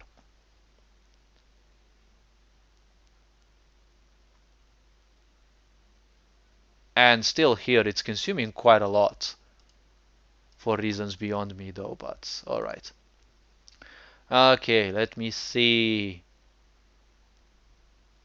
So it's only these two. Wait, 1.1. Alright. But that is not the error that I need to look for.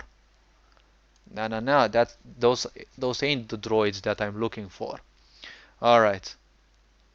4. Where was 4? 4 was here. Wait, this one only? Eh?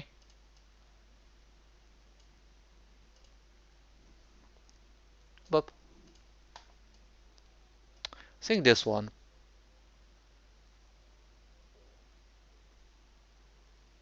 This one opens an event, so yes. But now this one needs something. Oh wait. Let me guess. It's this one. But all the switches are shut down. Right?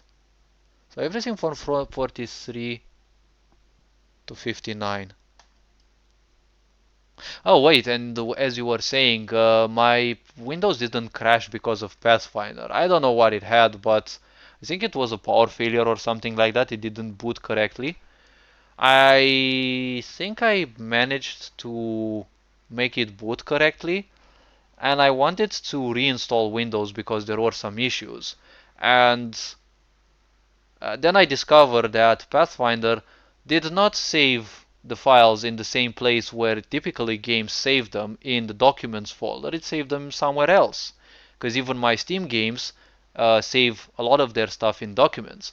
And I didn't see that. I reinstalled Windows and then I found out that 30 hours of gameplay were simply nowhere to be found. And I said, okay, I ain't gonna get back to that game because I don't want to spend 30 hours again in the same game.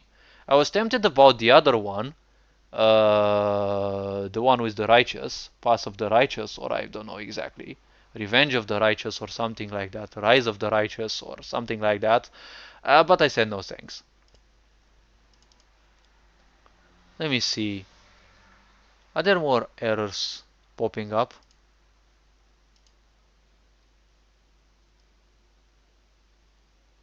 Wait, the event doesn't start because of that? Alright.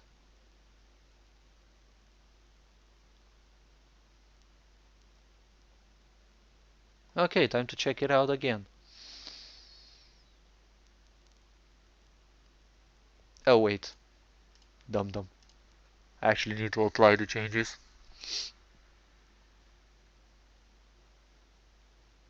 Every time I see that spinning circle, I get some goosebumps. 9 months of terror. Alright, where the heck are you? Demo backup. You started again. Wait.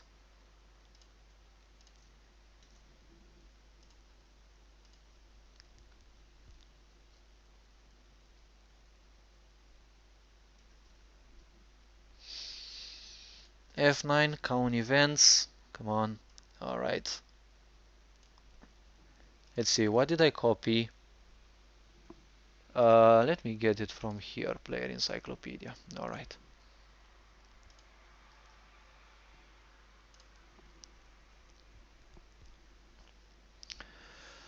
Classifications, over classifications. And when it comes to a certain error, I usually spend 2 or 3 days. That's why I usually don't present much of this, because it's kind of boring. And it's a lot of things for a lot of people. It can be like a hard strike in the face. Okay, first save the backup and then save the game, because I simply don't want it to crash. And I want it saved at least somewhere.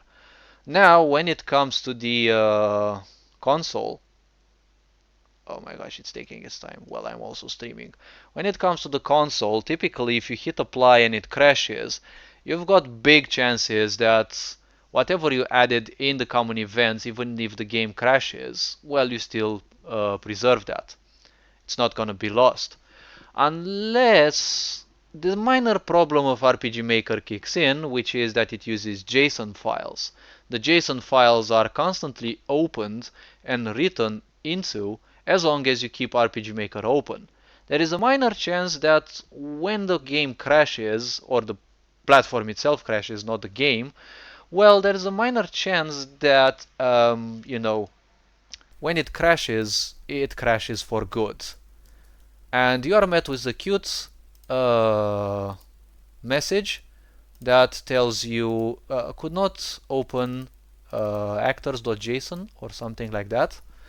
And when that appears, well, your data file is compromised. This is technically everything that you need to, the only thing that you need to save from your project. I mean, when you make a backup, yeah, sure, save all your pictures and movies, whatever else, but this is the most important thing because this is where the entire uh, game is based. All the code that you write is in that little folder. Alright, let's see, what else can I actually close? Desktop. It's a duplicate.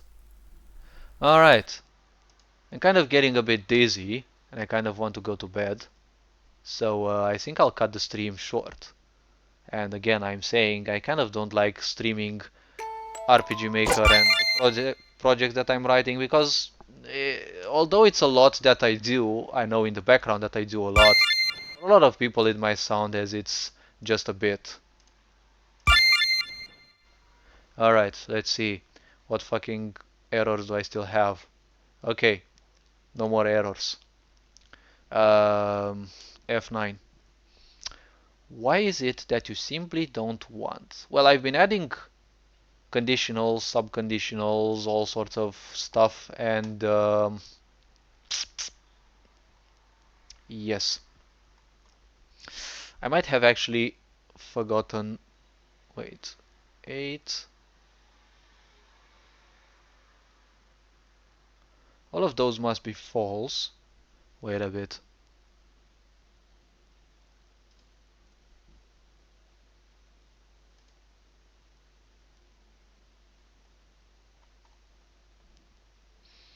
Hmm. Now this one is a highly important thing, because if I use these pictures for something else, I need them to know what code specifically to trigger. Oh my gosh, my poor PC, my poor laptop. Okay, so you are 1342. All right. Conditional switch 1342 is this. Player user interface. Yes. Okay. You Bob. All right. I don't know why this one lacked it, but okay. Give me the comments, because comments are comments. They are important.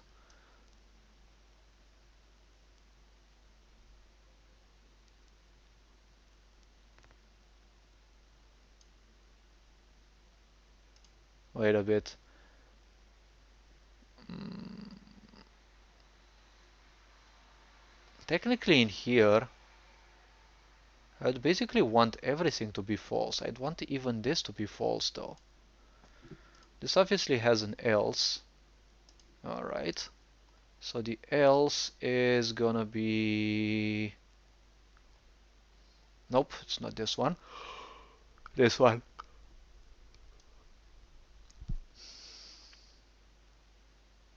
Okay, this one must be false in here, yes. Can I say that this must be false also? Hmm.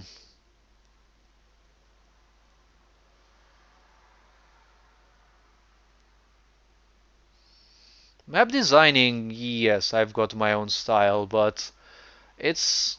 the database, I don't think anyone can actually copycat my database, given on how much... Well, when I stream certain things, I showcase those, but most likely in a few days it's gonna be something completely different. I simply can't care if people will probably try to copycat my skills, given that some of those have around 22 lines. I don't think someone would waste days of their life coding one single skill. I mean, I would, because it's my own creation, but... Okay. I think I can leave it like this, but for some reason... What on earth could be the error? Well, I don't really have much time. Tomorrow I need to wake up early for 12 hours of day shift. Even my brain approves.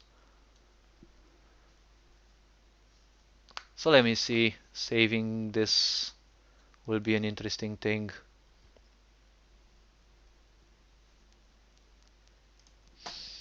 It used to work, but for some reason now it's no longer working.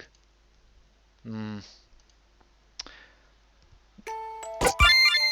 Point is, if I work on these without streaming, I can work for a while, but when I also stream, I don't know, it's like it's 10 times more um, tiresome. I think that's the word. Alright, let me check some things. Yes, I think it's working. It's not showing anything, which actually is the case. I think I haven't shown... It doesn't matter, let's see. Alright, I actually have a sound. I think I should actually lower it by 5%. This one won't work, okay. If I hit trainers... Now it should work, but for some reason it's no longer working. Which means that the new conditionals that I've made aren't necessarily good yet. I need to create an Excel spreadsheet with all the menus and submenus and really invest in the variables.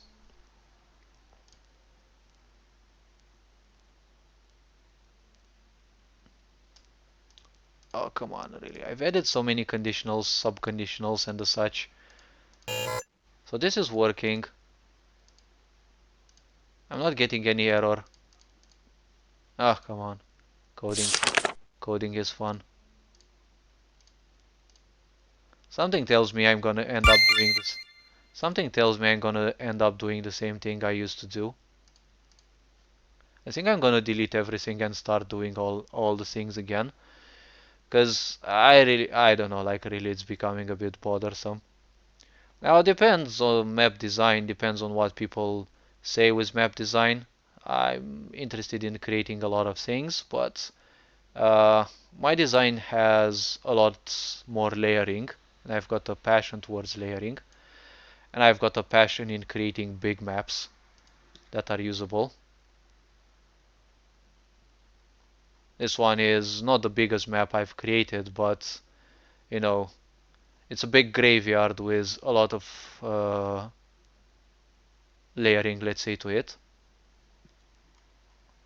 Let me actually get it back here where it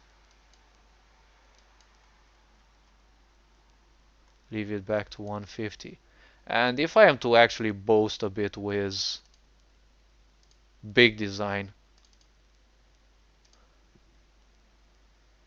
let me get back a bit to this piece of jewel that I actually once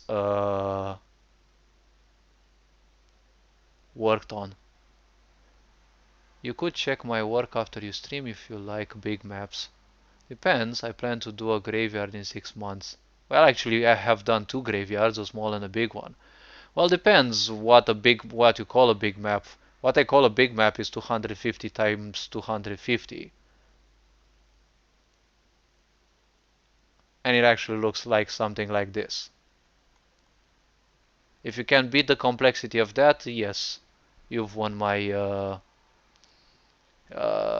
know,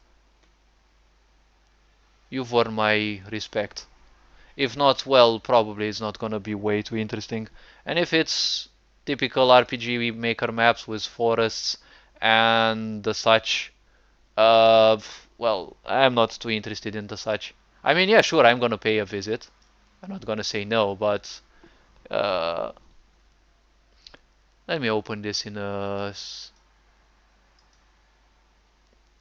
Oh, I've seen people with 520 to 520 map, or what's the double of 250. You can actually make big maps like that. I heard. Never done that. Oh, you're telling me that this is laggy? Oh, you should have seen it how it was before. It didn't have the detail that it has right now. Wait, why the fuck am I even bothering with that? I can actually start a running test. Alright. Uh, leave it like this.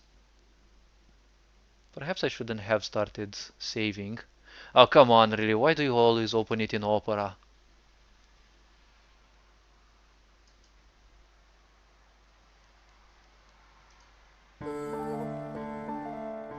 These maps don't look that big, if you ask me. 70 to 70, I think? Jalurach Prison. This looks like a 70 times... I don't know. I don't even think it's 70. That's not a big map though.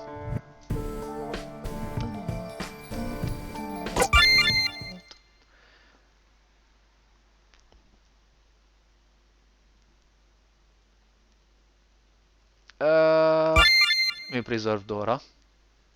She's a lovable character, why not?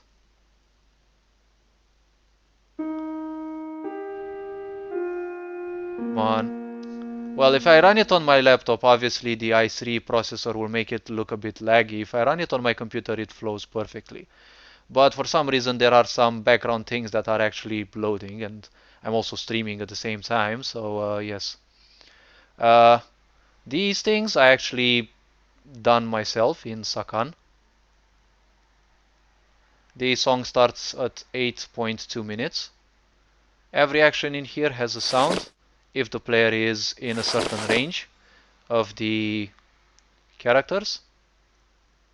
This entrance with the falling petals, I've been, how can I say, I've been impressed a bit by the anime openings, and especially Andre Simulator, a game that I kind of liked as an idea.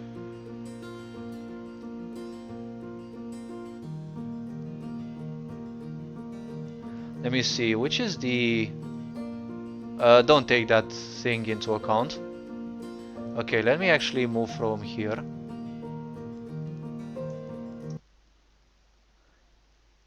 There's a change in the... Alright. Let me actually go upstairs. Now, in the absence of AIs, the game actually moves very fluent. These are very smaller maps though, but you know, when I speak about layering, I speak about things like this, where you can move behind things. You can take a seat here, but you can't go through the table, and you can also go in front of the table. You can go behind these. When I discovered that I could make windows transparent, I said, okay, I'm gonna do that. And you can't move through the windows or through the walls. There are some map issues where you can actually do that. For example, I don't think you should be able to do this, but there are some map issues that I have to handle. You can't move behind certain walls, but behind some walls you can actually move. Let me see. I actually have a way to move to the main town. Clock displays, spawn place 3. All my maps are parallaxed. I got 288 maps done. We all get there. Now, I'm not interested in big maps. A lot of maps. Because in this project, I've got a lot of AIs that need to move around. The more maps I make, the more time consuming they become. And when you have AIs that move more than 200-300 steps each, you have to actually code that. Where was the beautiful one? Is it this one? Ah.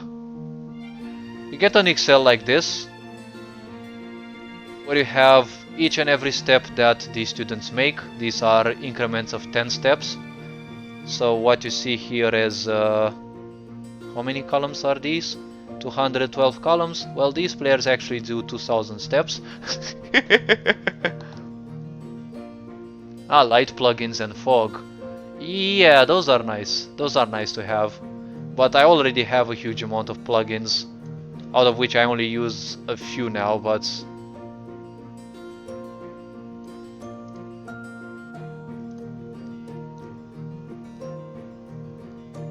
Wait, there's an event that actually triggered the player's movement, because when you've got 200 AIs that you need to make a reference to, at times you might actually goof it up, and you might end up with it pinpointing towards the player instead.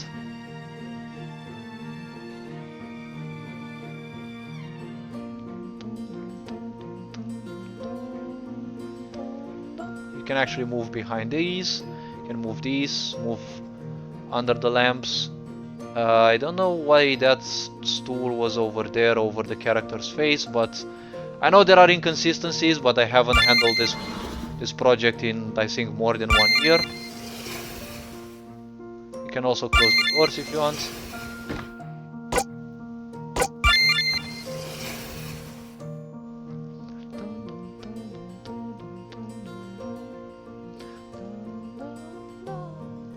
I love this song for some reason. Now I can actually shut it, and well, this is a huge map. I stood, I think, 2 weeks to create it, and then I spent, I think, 13 hours to update it to the latest design skill that I acquired in time. And this is still a small map because it's not 250 times 250. I mean, it is, but the upper side hasn't anything yet. It has a few things, a few annexes that I might need. However, I actually have a big map, which is this one. Now this one is the map of a town, which is Hamamatsu, a town from Japan. Now this is the imaginary version of it, although it has a few realistic aspects of it. Like for example, the water that moves through it. There's water that is actually shaped like this, and the university is by a corner of the river. And there are some few things from Hamamatsu that I actually took, like the University of Arts and Culture, which is depicted in my game, but it is an imagined version of it. There is a minor school, elementary school, I think, that is also taken, but it is not in the same geographical position. There's a monument for a fallen samurai that's also in Hamamatsu, and I made a reference to it in this game. And I think that's kind of all the real life references. Also, this is one of my favorites. These are buildings that are on the water because I said if I'm talking about Asians, I said okay, why not? Screw it. And you can actually walk and reach here. You can actually walk on the roofs and climb down. You can actually go through here. You can actually climb the stairs or climb down the stairs. And when you climb down to the stairs, there are these toilets that belong to this one, the part here, and the restaurant here also. There's actually the restaurant here. There's a mini restaurant here.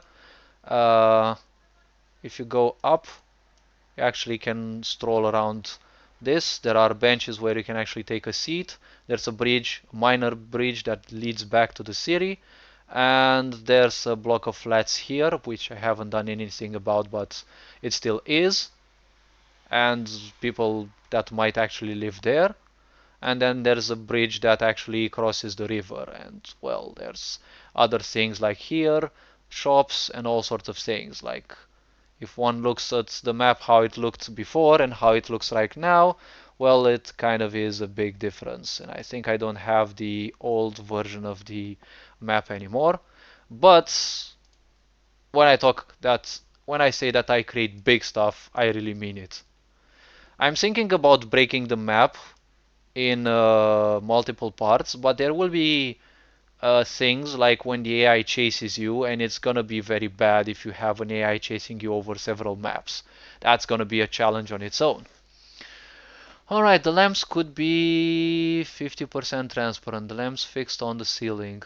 Your upper rooms could be split in unique maps because the whole map will still be running and it will make the player laggy in the small maps. 6 sim seating, yes, I know. I know.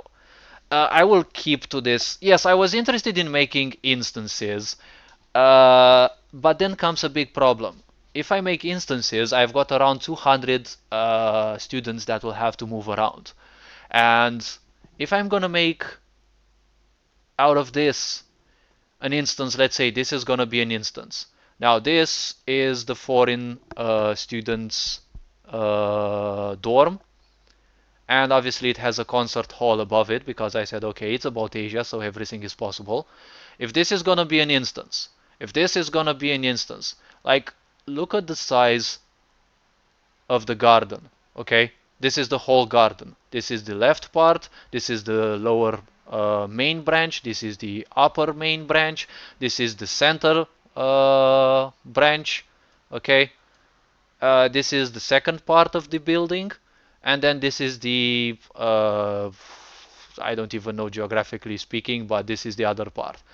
If I'm gonna make maps out of these, I think I'm gonna have around 500 instances of maps. And don't forget, I've got 200 and so AIs, which will be only the students. Let's not forget the teachers, and let's not forget passerbys or tourists, because in Japan, in case people didn't know, universities are open to tourists and you can actually use their canteen or their inner restaurants. You can actually eat there. So the point is, So the point is, I'm gonna have around 300 maps or so. Good luck coding 200 AIs on that many maps. And good luck coding an AI that will simply chase you from one map correctly to the other. It's gonna be mind blowing, and I don't think I have a lifetime for that. If I were immortal, sure, but I don't think I'll have that. The game will actually specify that it's probably gonna be AAA like, and it's gonna consume a lot of resources. Like my i5 computer runs this smoothly, there's no problem. My laptop can also run it okay-ish, but I'm also streaming, and that's consuming a lot of resources. Let's not forget that. I'm only talking about the maps on the north, those that are completely isolated from the main map. Uh, Strange as it may sound, this is still part of the main map. It's just that I didn't have any place here to place those because that's the dorm part. When I created it, I only created it as what was it called? Um, as a blank space, a place where you weren't supposed to actually enter it. But as I would develop the game, you would need to enter, and I decided, okay, a university this big definitely has foreigners, so I need to actually create dorms for them where they spawn, and they have their place where they sleep, and they also have their toilets, and they have, wait, the toilets are here, and there's this is something else. I really don't want to bother. These can actually be separate, yes. This is basically one single map, but I couldn't simply give a fuck about this. It's an event here, but it's not important anymore. I can simply delete it. But with these, the game itself would be okay, but in case of chases, if you are caught doing awkward stuff, because the game will be very similar to Yandere Simulator in the sense that I want to give the player the possibility to do anything, but it's gonna be far more realistic because I'm the kind of person that, okay, you're allowed to kill students in a university, but I'm gonna be the reality bashing you in the face. You've got that mechanic, that possibility, but there's gonna be 1,000 things that can actually catch you off guard. And I really mean it. Like, you want to follow that path? Okay, sure, but don't be surprised that you're gonna be caught and you're gonna suffer for that. So, yes, I'm not gonna make a game where you can simply kill students or anyone in the main city without any repercussions. And believe me, there's gonna be a lot of eyes on you. And no, don't mind these security cameras. These are not the only things that you will have to handle around. And obviously, I've got other maps. But it really doesn't matter. Okay, let me actually shut this down. And I think I'm gonna wait. Okay, so the game is saved. I can work also on the project tomorrow when I'm at work, fortunately, and I'm gonna simply focus on all these.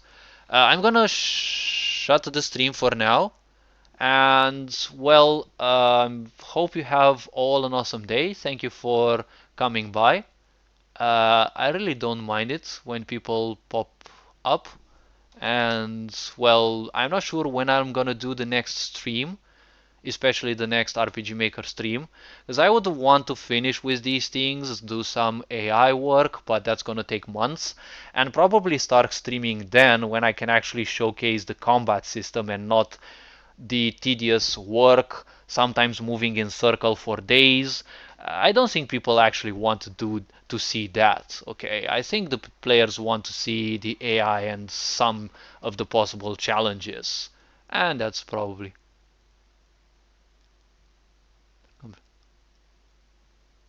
Wait, is there a raid possibility? Raid Heroic Zephyr or Zephyr? I've never done raids though, especially since I'm still a noob to streaming, but I really don't know how to do a raid. Wait, there was an option there somewhere, but I really don't know how to do any raid. I haven't attempted anyone because, well, I'm a small minor streamer and I just bother a bit with, showcasing a few things. Wait, slash raid, type on the chat. Wait, do I simply need to copy paste this one?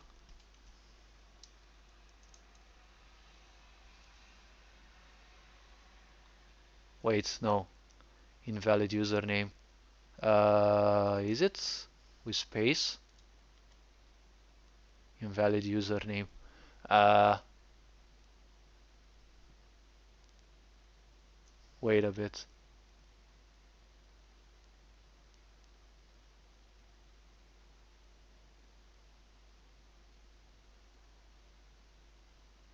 Wait, why don't I see my own chat in here? Oh, really now? So the OBS chat doesn't tell me what I type. Good things I'm using.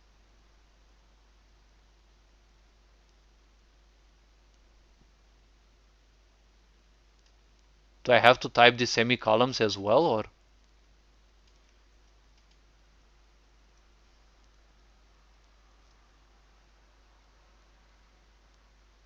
Ah, okay, so this one.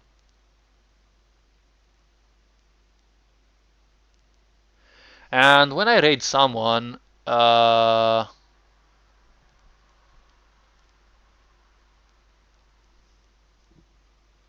wait. Ah, everyone who's still on the stream can actually see them right now. If I don't call it wrong, and I can actually stop the stream, right?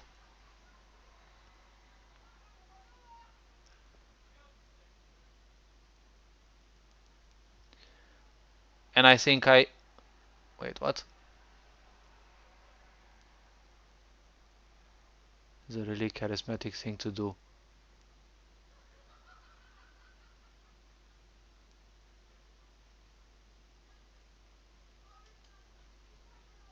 Okay, got it. Let me actually... Wait, I'm gonna enter their stream on the proper Twitch because I really don't. It's like I've done 2 hours of work on my own project, and it's like my brain simply doesn't want to think anymore. So, what was their name? Heroic Zephyr. Yes, that moment when you type on the wrong keyboard.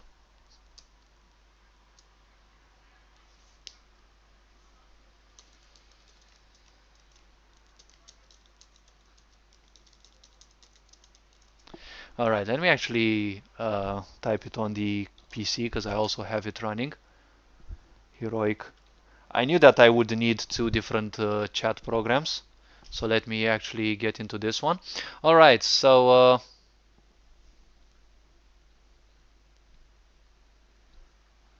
that's the big project. Okay, now can I actually stop the stream here? Because I don't think I'll be showcasing anything else. Uh, I'm gonna turn on the guy to actually hear him and what he says.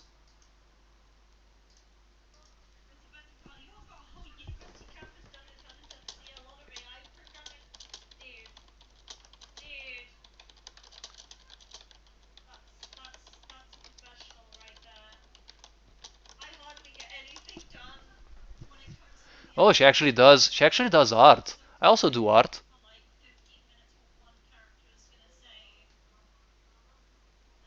I actually also do art. I mean, I've done quite a lot of things. Uh, Actually, in the big project, I've done some things. But as for now, I'm gonna stop the stream. Thank you for joining out. And, well, thank you for being here. I'll probably do some more, but I don't know. Thank you for being here. I'm gonna stop this stream here. And, well, have an awesome day as well. I'm gonna stay around Heroic Zephyr for a bit.